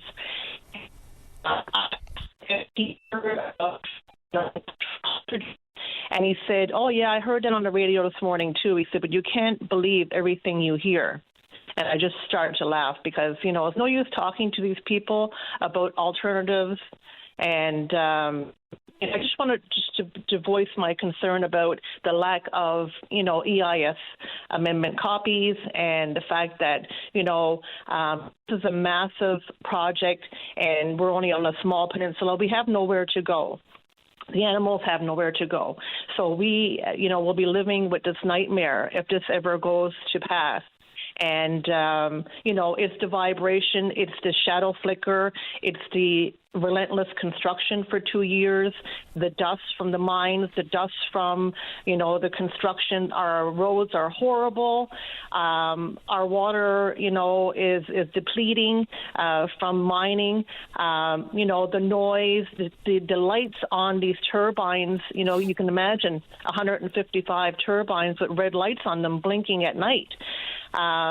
We had a meeting yesterday, and one of the gentlemen there said, like in mainland on that side, where the turbines are going to be placed, they're going to be exposed to shadow flicker all day. And he said it could be like a strobing light all day because when the sun hits those blades and they're rotating at different times, it'll be like a strobe light effect. So anybody that has any issues with vertigo or, are susceptible to epilepsy, whatever. Epilepsy, yes. Thank you very much, Patty. I wasn't prepared to call in today, so I'm not really prepared for all this, but I just wanted to say that, this is going to be going to have a massive impact on the people here on the Port of Port Peninsula. And that is very scary to us, and it has been from day one, and it will continue to be a very harsh threat to our lives and our homes. The Cape St. George Library hours, as per someone at the library, are 3 to 7 on Tuesday, Thursday, and 3 to 6 on Friday. So a little bit more time and not all supper hours. That was just a piece of info that someone asked me to pass along. Okay. Yeah. How do we, or is it possible for us to strike some sort of balance between environmental protection and economic activity? Because for folks in the area who are all for this project, they of course will be leaning on the opportunity to get a job and for what it means for economic activity in the region. So how do you consider that potential economic upside with environmental protections, or do you think you can? Well, I think we can. I mean, if they came in and said, okay, we're going to, put 30, like down the center of the Port of Port Peninsula and away from people's homes and, the watersheds, then fine. I think we could, make some kind of deal that way. But when you are putting 155 of these massive turbines that haven't been done before on mountaintops, then no, absolutely not. No job is worth that, because after the initial, couple of years of construction, there'll be no more jobs in this area except for a few experienced people who will be working on the wind turbines themselves. So if the job was, down in central or if it was western or northern or southern. I mean, if it's in an area that is safe for the people that are living there, then the people will travel for that work. But, just for a few jobs and after a few years, when people can't live here anymore, I mean, really, if you have a half a dozen on one and 6 on the other, it just doesn't make sense to me. You're going to have this boom and then it's going to be a bust, and it's going to be a big bust. And that's my feeling. But if they came in and went down the center of her and everybody, was respectful of the environment and the people that live here, then fine. We could work with something like that. But I don't know, if that's feasible for this company. It certainly wouldn't satisfy their business model. That much we know for sure. But that's neither here nor there. It's not my business model. I appreciate making time for the show, Marilyn. Would you like to say anything else? No, that's it, Patty. Thank you very much for taking my call. Appreciate your time. Take care. You too. Bye-bye. Bye. And before we go, there are still lots of things yet to be fully understood. There's no provincial money, but there's the possibility for tons of federal dollars there, right? The range in subsidies is between 15% of operating capital costs and 40%. So that's all going to boil down to the final definition of what constitutes green hydrogen. So we do know that in this province, about 80% of the power generated that World Energy GH2 would have access to is renewables. Very much unlike the province of Nova Scotia, for instance. So there's going to have to be some pretty clear and tight definitions associated with that, because we're talking about substantial money. In the United States, they have very strict definitions of what constitutes green versus grey-ish. Like in Nova Scotia, about 51% of the power is about coal or coke-fired. Very much unlike here. In it, and so there are no final investment decisions will be made until the federal government figures that much out. Then you talk about how green things really are. Because yes, there's lots of different components that goes into making a wind turbine. Steel, copper, aluminum, there's a bunch of other precious metals, some recyclable plastics, and it's the thought that when wind farms became something, that after the lifespan, which is somewhere in the neighborhood of 25 years-ish, I think, for a wind turbine, a blade. So what happened was they would simply bury them, which is not very green. So now some 96% of the components of a wind turbine are from recyclable materials. So whether it be outer shell, the shafts, the gears, all the electrical components. So they're doing more and more to find out ways to recycle the turbines versus simply bury them, which is obviously not ideal. So there's a lot left to be understood there. But we are in the throes, when we talk about the Port au Port Peninsula, inside that 70-day window to see what's next. I can't presuppose the outcome, but I suppose what we all can do is sort of read between the lines a little bit. Leaders in the area, the provincial government, seems really quite bullish on these opportunities or these proposals.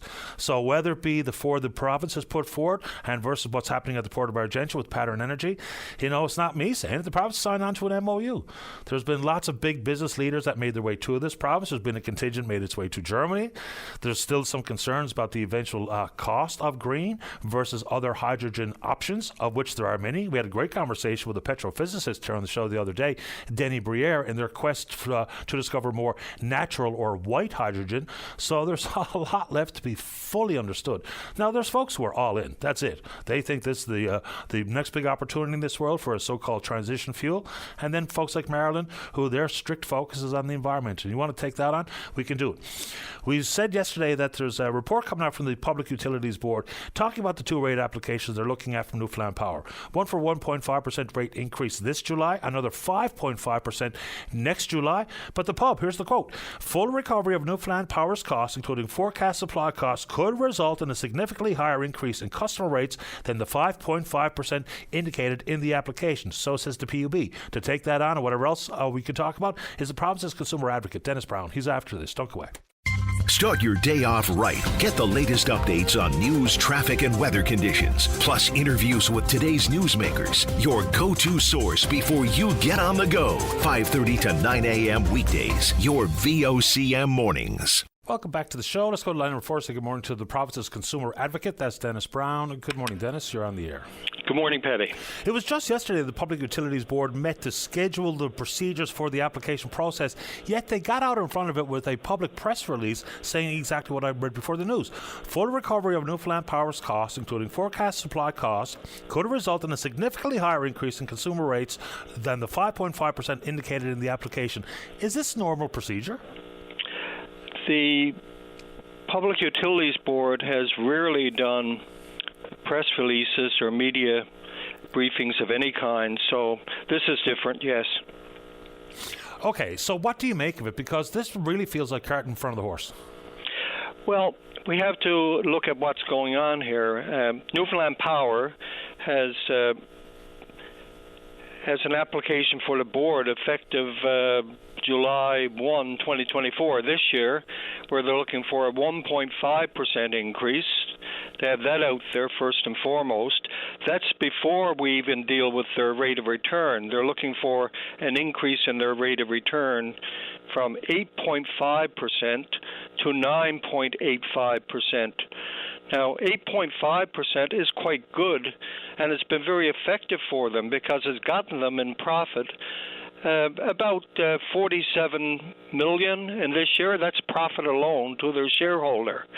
But they're looking to increase the rate of return to 9.85, and that will increase their profits by, from what we can tell, at least another $9 million annually. So they're looking to increase their profits in this application from $47 million to over $55 million.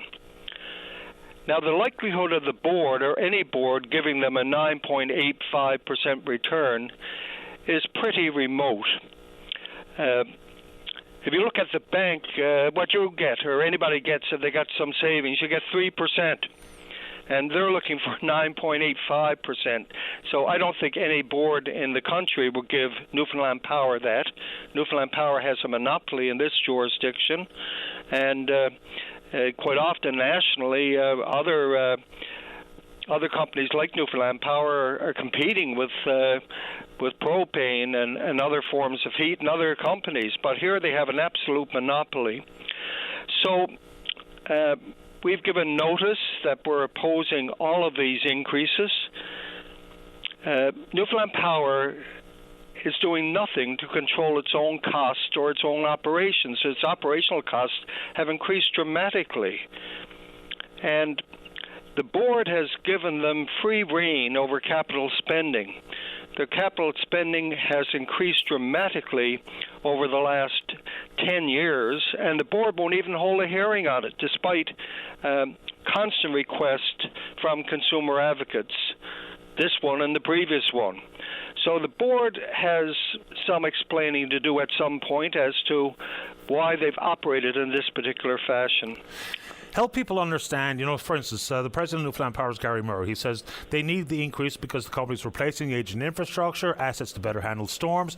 Because if we think back to Liberty Consulting and the work they did regarding Dardanelle, it was pretty much an issue regarding not keeping up the infrastructure concerns. And so consequently, we had rolling blackouts and brownouts for quite a long time, some people without power for a week. So how do we square that circle with the need to keep the grid reliable versus any potential rate increase to cover costs? How do we address that? Well, we paid for that. We've already paid for the infrastructure. We're paying for that in our rates already. That's for their capital expenditure. So that's done. What they are looking for now is an increase in their rate of return. They're looking for more profit. So that's what they're up to right now. The ratepayers of the province every year pay for infrastructure. So it's probably less than accurate for Newfoundland Power to be saying that these applications are about infrastructure, because they are not.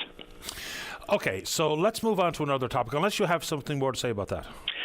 No, I think that the ratepayers understand fully the implications of this. Right now, we are paying 13.2 cents for a kilowatt. And in July every year, there's always an adjustment for the oil we're burning at Holyrood, because we're still burning oil. And given the price of oil, sometimes that adjustment goes up, sometimes it goes down. But Newfoundland Power is now getting into that area, that July 1. July 1 was always about fuel and the costing of fuel, and us paying for the fuel that we burned over the past winter at Holyrood. Now they're into looking for money for more costs for themselves, and it looks like even a little bit of profit, that 1.5% they're looking for. all this has to be dealt with by the board in no uncertain terms, because we're not yet paying for Muskrat Falls. The cost of Muskrat Falls, the government is on record as saying that a kilowatt should go no greater than 15 cents. Well, we're at 13.2 cents already. We got Newfoundland Power coming in with these exaggerated applications, because I think the idea that they would seek 9.85% is an unreasonable expectation. Also, we're not getting complete disclosure. Newfoundland Power sends out a press release. They got this soft sell saying, that's only going to cost you another $1.50 a month, and et cetera, et cetera. But they don't tell people what they are looking for the money for.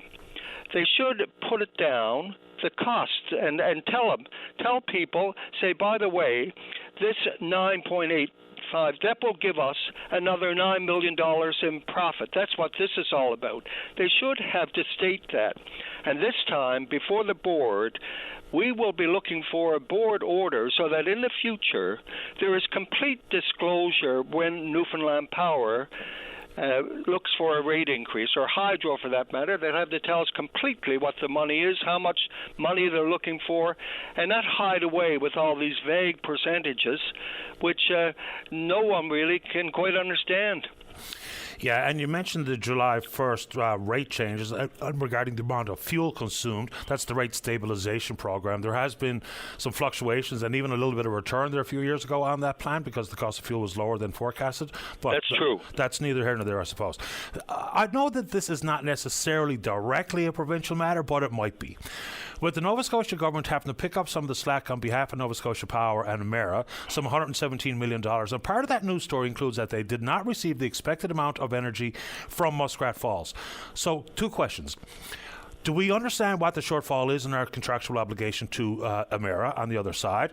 And two, is there a pending legal concern here? Because the government of Nova Scotia is not just going to shrug their shoulders and say, oh, well, that's okay, $117 million, here you go. So how do we read the implications of that news story? Well, under the agreement between what was then Nalcor and Nova Scotia Power, if Muskrat Falls Power was not delivered on time to Nova Scotia, then and for reasons that we have here, the problems we're having with construction and the problems we're having of getting the power down consistently. Nova Scotia will pick up that at the end of the contract. So the contract, if the contract didn't kick in on time, the contract, I think it's a 35-year contract, will all be long gone by then, Patty. But by the time it all comes to fruition, if there's a few years owing, but going on that end of it. Now, there may be other issues when you're dealing with contracts and lawyers, and there's always a way to be found, I guess. But our kickback or our takeoff on that will be: look, you have the right at the end of the contract to make up that deficiency that you have right now. Yeah. Because there's a percentage of what the firm output they call 824, even though it won't generate 824 of actual firm output. So maybe over the course of 35 years, if we owe them 22%, maybe it can be 23.5%. So we don't have big financial implications at the end of 35 years, which I do believe is the number, the length of that contract. And not coincidentally, it's about the lifespan of the Maritime Link anyway. So there's a lot there. Anything else, Dennis, before we take a break? No, consumers now can. And I'll be in touch with the ratepayers over the period of this hearing. This hearing will commence in a couple of months, but it will be June before we're into the final part of it. So I will try to inform consumers as much as I can. But Newfoundland Power has some explaining to do. They should tell ratepayers exactly how much more they're looking for in profit, how many more millions. People understand that, and they shouldn't be able to hide away and just say, "Oh, this is only going to cost you $1.50 a week or whatever, $1.50 a month." This soft sell is not appreciated. Ratepayers have nothing further to give to Newfoundland Power. Right now, they're giving them enough, so they're making $47 million in profit, nearly $4 million a month in this small jurisdiction. I mean, what else are they looking for, really? We will invite President Murray on the show at his earliest convenience, and I appreciate your time as usual, Dennis. Thanks very much, Paddy. Take care. Bye-bye. Bye. Dennis Brown is the province's consumer advocate. Let's take a break. When we come back, Graham is in the queue to talk about the Municipal Conduct Act and information regarding World Energy GH2. Don't go away. Welcome back to the show. Let's go to line number 1. Good morning, Graham. You're on the air. Good morning, Paddy. Good morning to you, sir. Welcome to the show. Thank you.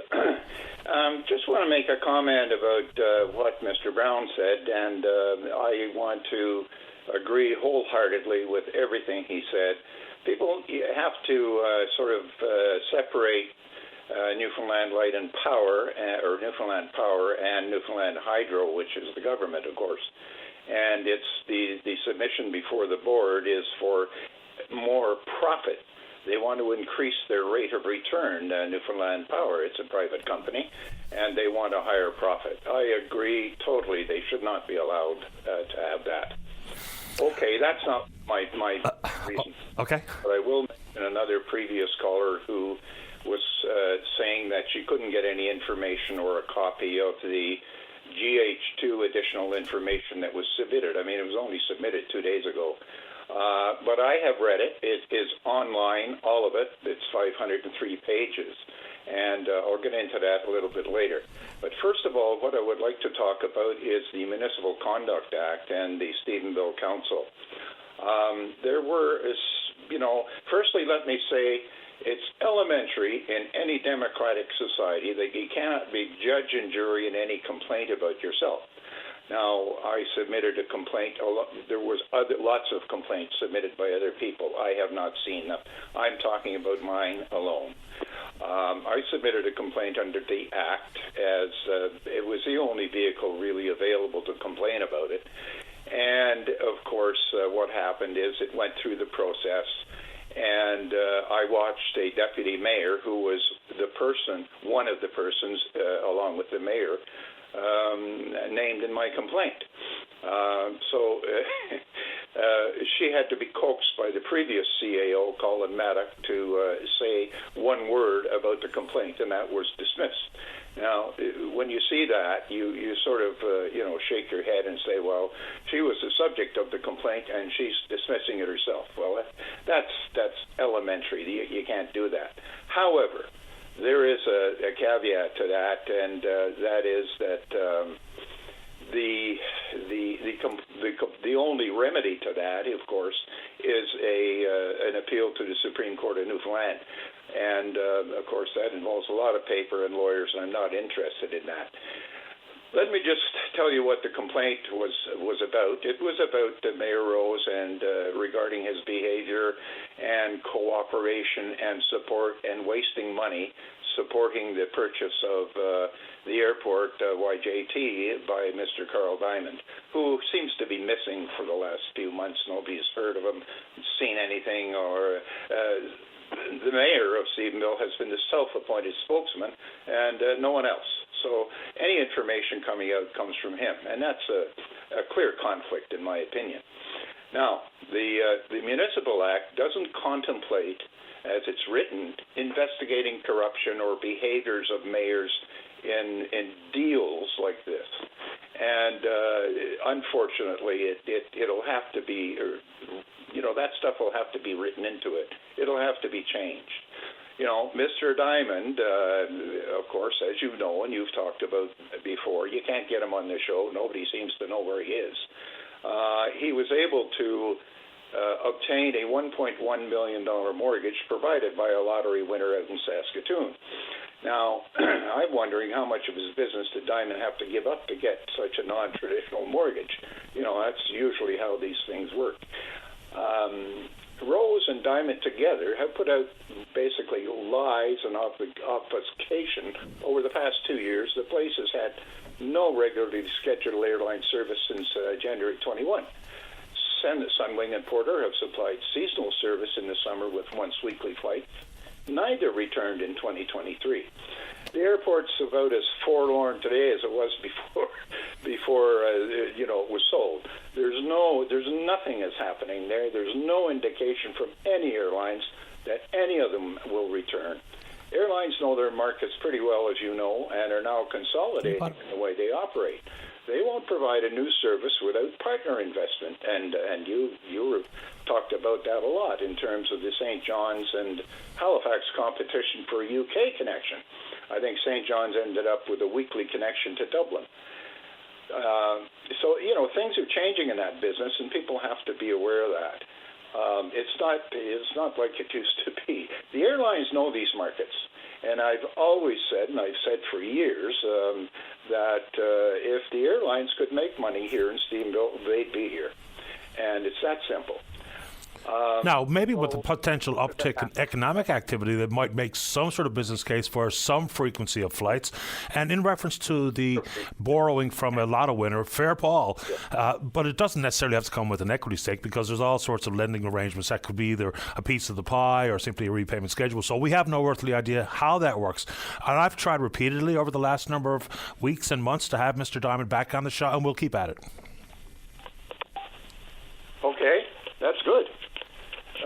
Hello, are you there? Yes, I am, sir. Okay, I missed your response.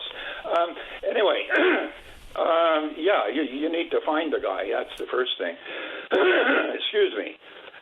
But with GH2, the lady was, I think she was sort of upset that there was nobody there to open the door immediately, and that the printing is not done, and so forth and so on. And I'm very, very sure I've always had excellent cooperation anytime I've talked to them, and I've talked to them quite a bit. One interesting point it's in section, I think it's 2.4 or 5 of the additional information. There's 503 pages of it. Is that it states that the construction camp for the project itself, which will be for about 1,200 to 1,600 persons, that will be built on the eastern portion of the airport property. And not only that, a new wastewater treatment facility will have to be built for it, because the Stephenville facility can't handle the extra load, according to the document. And this means that more benefits will accrue to the new owner, in addition to a 20-year lease that they've already signed for laydown space. So the unfortunate thing that I see in this whole matter, and for the past 2 years, Tom Rose has been a non-voting Tom Rose has been a non-voting town liaison member of the Stephenville Airport Corporation Board. Attended all their board meetings, and he supported Diamond to the hilt, finally resulting in a deal to sell Diamond. Now, this was a terrible decision by the board, and all the promises by Diamond so far have resulted in absolutely nothing. They've announced dated promises for 2 or 3 airlines coming to serve YJT in 2022, building a new terminal, all kinds of things like that, and they've never even applied for an environmental assessment, which all that stuff the building would require. So, to me, it's all garbage. And unfortunately, the board was, because of Tom Rose's, in my view, improper influence, decided to sell to this guy. All they had to do was wait, because the GH2 project was known to be coming, and any benefits now that accrue to that airport are going to go to Mr. Diamond. Not the townspeople, not the people of Newfoundland who supported the thing for nearly over 10 years with a line of credit. That's the only thing the airport operated on, was a line of credit. If they didn't have that, they'd have to close. Yeah, and some transfers of money from the town itself. Pardon me? And some transfer of money from the town itself. Well, not only that, there was the town applied for a $250,000 grant from EIT in 2021.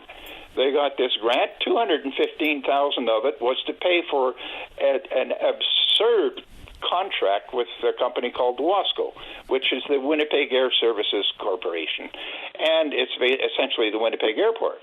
And they spent $214,000 on it, paying out $50,000 at a crack to the airport to operate.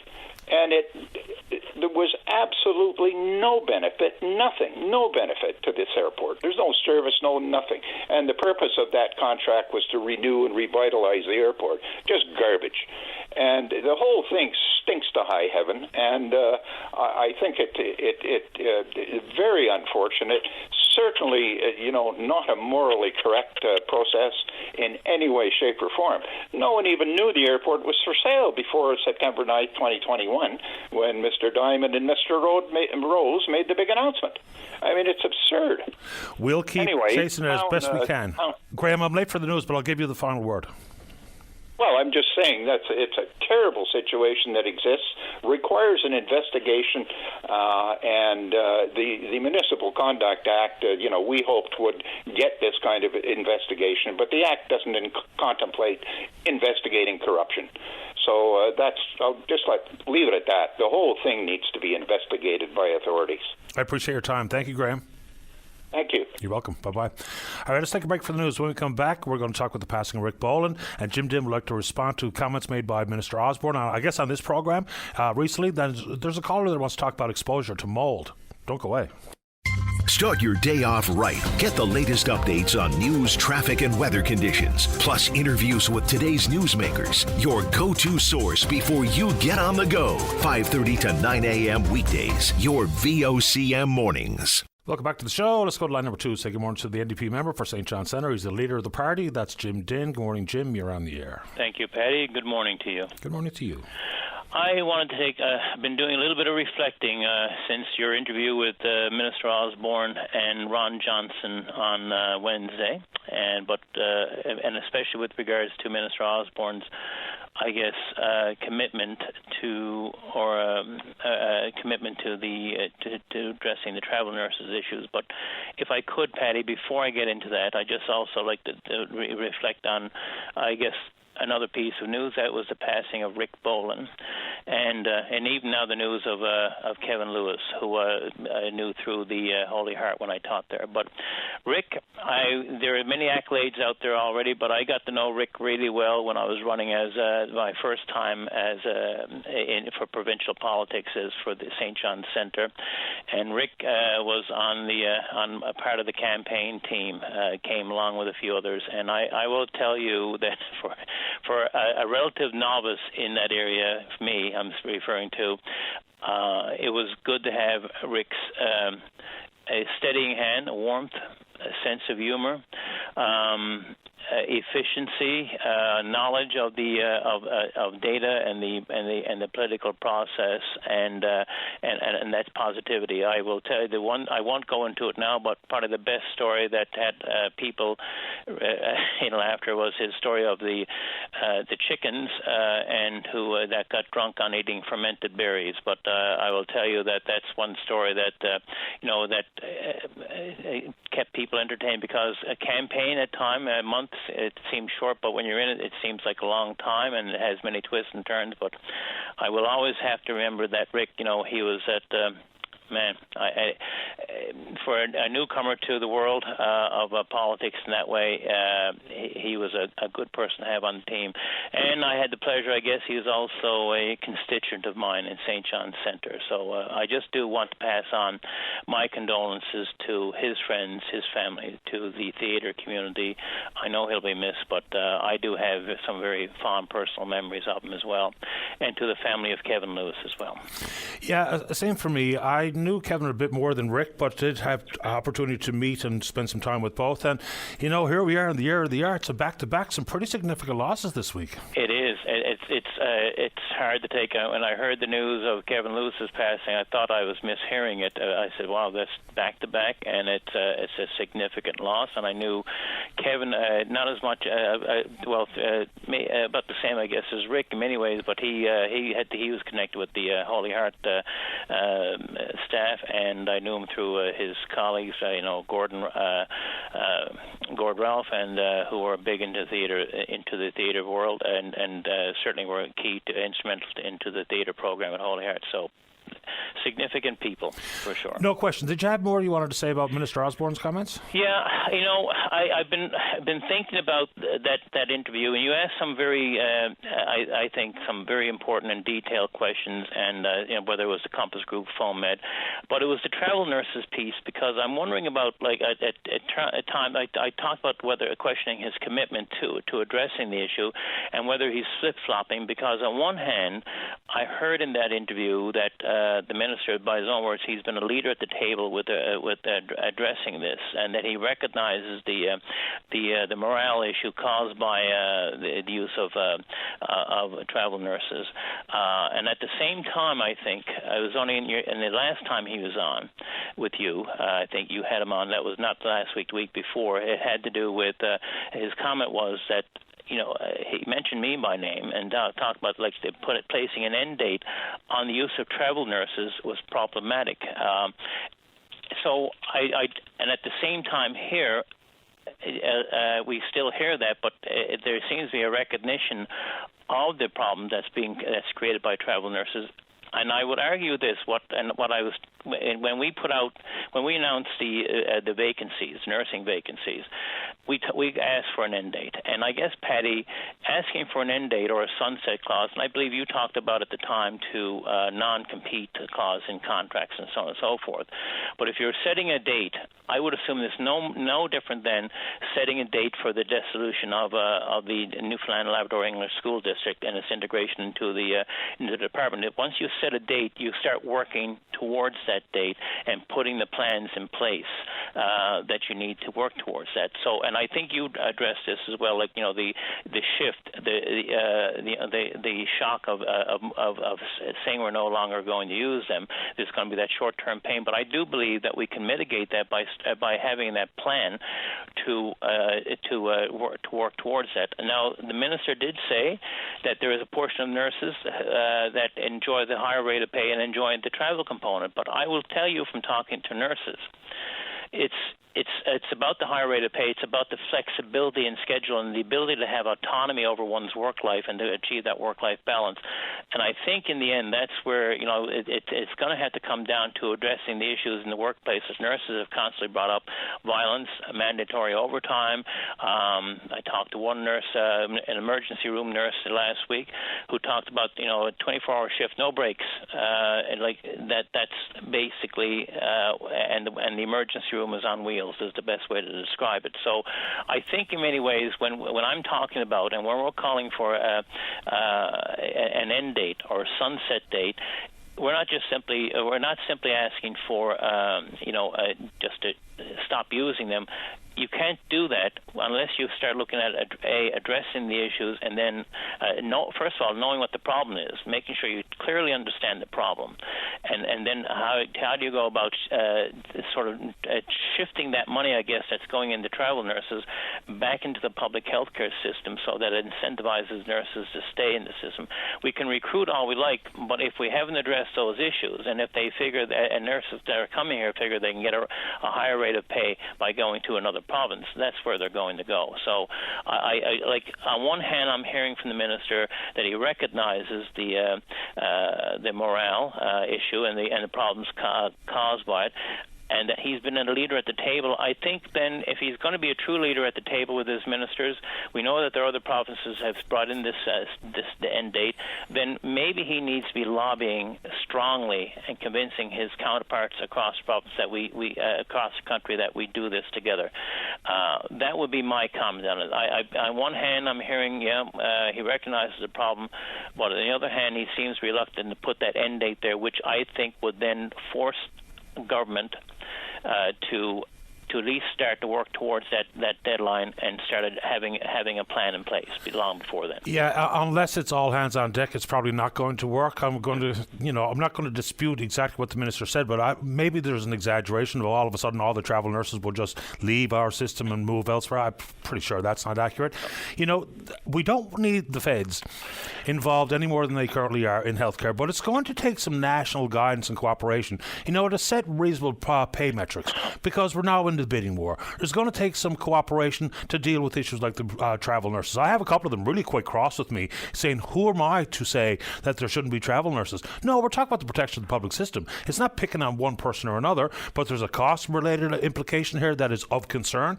There is the erosion of some of the features of the public system as we are traditionally used to. Not to say that the way it was or the way it is works, because it doesn't, but if the protection of the public system is paramount, which it seems to be given the fact we have legislation called the Canada Health Act, then maybe, just maybe, we've got to figure this out.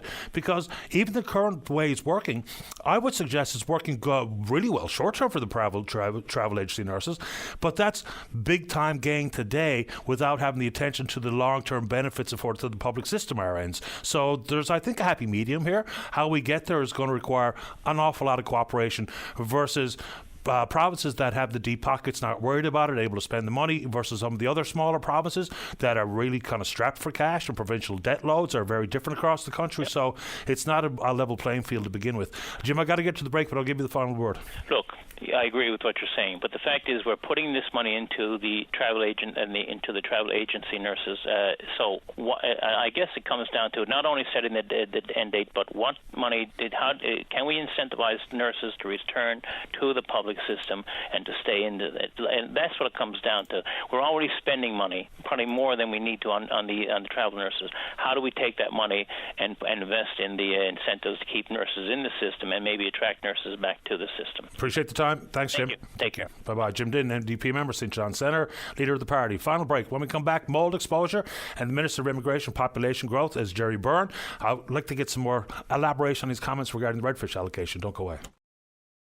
Welcome back to the program. Okay, let's see here. Line number 4. Caller, you're on the air. Hi, Paddy. Hi. How you doing? I'm doing okay. How about you? Okay. Not good, but I'm trying to be. I'm a lady that was exposed to mold, my husband and I, back in 2018. I've been sick for 5 years. I've gone to my doctors. They treated me for mold in different parts of my body, like I had it, my husband and I had it in our bowels, in our gut. Right now, I have it in my sinus. Every fall when the weather gets cold or damp, I get sinus problems. I don't have no pain in the sinus, but I fill up with thick white mucus or thick clear mucus.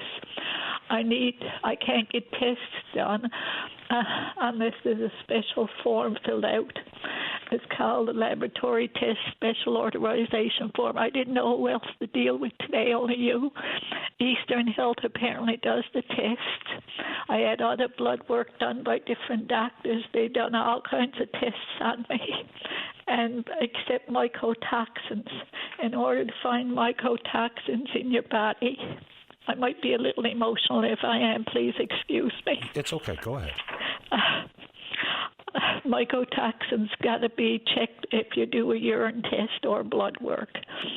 And I had all my blood work and stuff done, and it comes back okay. Except Saturday, I ended up in the hospital, and I had I'd see a cardiologist, and he told me that I got a mild heart failure. So I talked to one of my retired paramedics, what do you call them? Ambulance drivers, paramedics, right? Yeah. Mm-hmm. Driver, and he looked up different things because he knows different things about it, and he said, yes, you could have a mild heart attack with mycotoxins in your body. But no, but I've been to my family doctor. He won't do it. I've called a couple of walk-in clinics. I photocopied literature and sent to them. They won't do it because they say there's too much involved. But Patty, all I want to do is get well. I want to be back to myself. I don't want no money or anything in it. And they seem to think it's law cases involved. There's no law case involved, Patty. So, nothing like that, I guarantee you. What are you hoping that I might be able to do to help you out this morning? I was wondering if you can tell me who I can contact to get the test done. Do you know? I tell you what, at the hospital they told me you can get a CIRS test done for chronic inflammatory, but I didn't need that. So they told me the quickest one to get done would be a urine test to look for myco toxins in the body. And that would be a urine test. And they told me it's done at Public Health under MICRO Biology. So I don't know what to do. I tell you what I'm going to do is, as soon as the show is over, I'm going to see if I can get someone in public health to give me a direct piece of advice that I can pass on to you. If they give me anything at all that I think can help, I'll call you back personally. I really appreciate that so much. I don't know what to do with myself. I go to bed every night. I used to work in chiropractic, and my chiropractic told me to clean out my nasal passage every night to drain it from the sinuses and drain it up off my chest by using cayenne pepper, and it's done wonders for me. At nighttime I can get to sleep. I just put a Q-tip in cold water, dip both ends in, and then I swab out both nostrils. And the amount of mucus that comes out of my head is unreal, and then I have to cough it up, and I'm okay to go to bed. It's what it is the biofilm, which is the slime. And the mycotoxins can be poisonous. Let me see what I can do to try to find somewhere to point you, give you some advice. I'll do whatever I can right after the show. I thank you so much. My pleasure. Have a good day. You too. Take care. Bye-bye. Okay, bye-bye. Unfortunately, we don't have a lot of time. Let's keep going. Line number 5, the Liberal member for Corner Brook. He's the Minister for Immigration, Population Growth and Skills, Jerry Byrne. Minister Byrne, you're on the air. Well, thanks for having me on, Patty. David, your producer, of course, called me at 10:30 looking to get me on. I don't know if we're going to have a huge amount of time. I think there's only about 3 minutes left. Yeah, we don't, but we can revisit some of the outstanding issues on someday next week. But just elaborate as to why you're gobsmacked and enraged and calling the DFO decision on redfish intellectually and morally bankrupt. Why?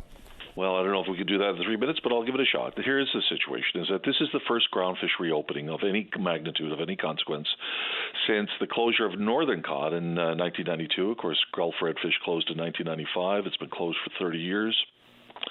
And one of the lessons that we have learned, or should have learned, I think we have learned, and this should have been on full display by DFO in its decision related to Gulf redfish, is protect the resource by making sure you do not create an insatiable appetite by capacity, by building too many plants and building too many boats that depend on a resource that will create an insatiable appetite for that moment onwards, whether or not the resource is there or not. And what they have done, Patty, is very simple.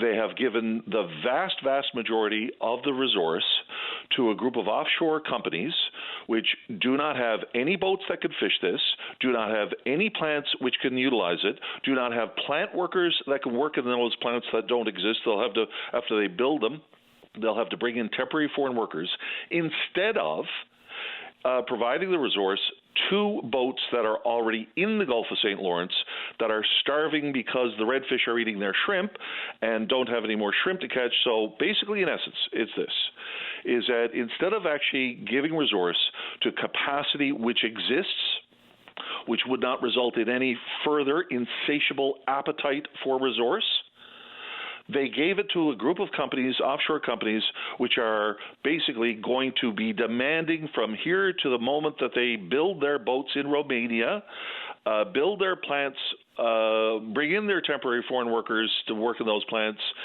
build the freezing capacity that's necessary. They have just created what history has told us not to do. And we can pick up where we left off someday next week. Unfortunately, we've run out of time, but I appreciate yours, and we'll reach out to your office early next week. Appreciate it. All the best for you. Thanks, Jerry. Bye. Thank you, Minister. All right, good show today. Very quickly, before I run out of time, a gentleman just emailed me. He lost his wallet at the Canadian Tire at the Peninsula Mall yesterday. So he went to Canadian Tire to have a look for it, couldn't find it. So there's no cash on it. He just really wants the wallet back so he can retrieve the cards that are in. The wallet is a red Velcro wallet. It's really quite worn out. But if you found that wallet and would like to return it to the owner, please reach out to us and we will connect you with the rightful owner. Good show today. Big thanks to all hands who support the program, and we will indeed pick up this conversation again on Monday morning right here on VOCM and Big Land FM's Open Line. On behalf of the producer David Williams, I'm your host Paddy Daly. Have yourself a safe, fun, happy weekend, and we'll talk again on Monday. Bye-bye.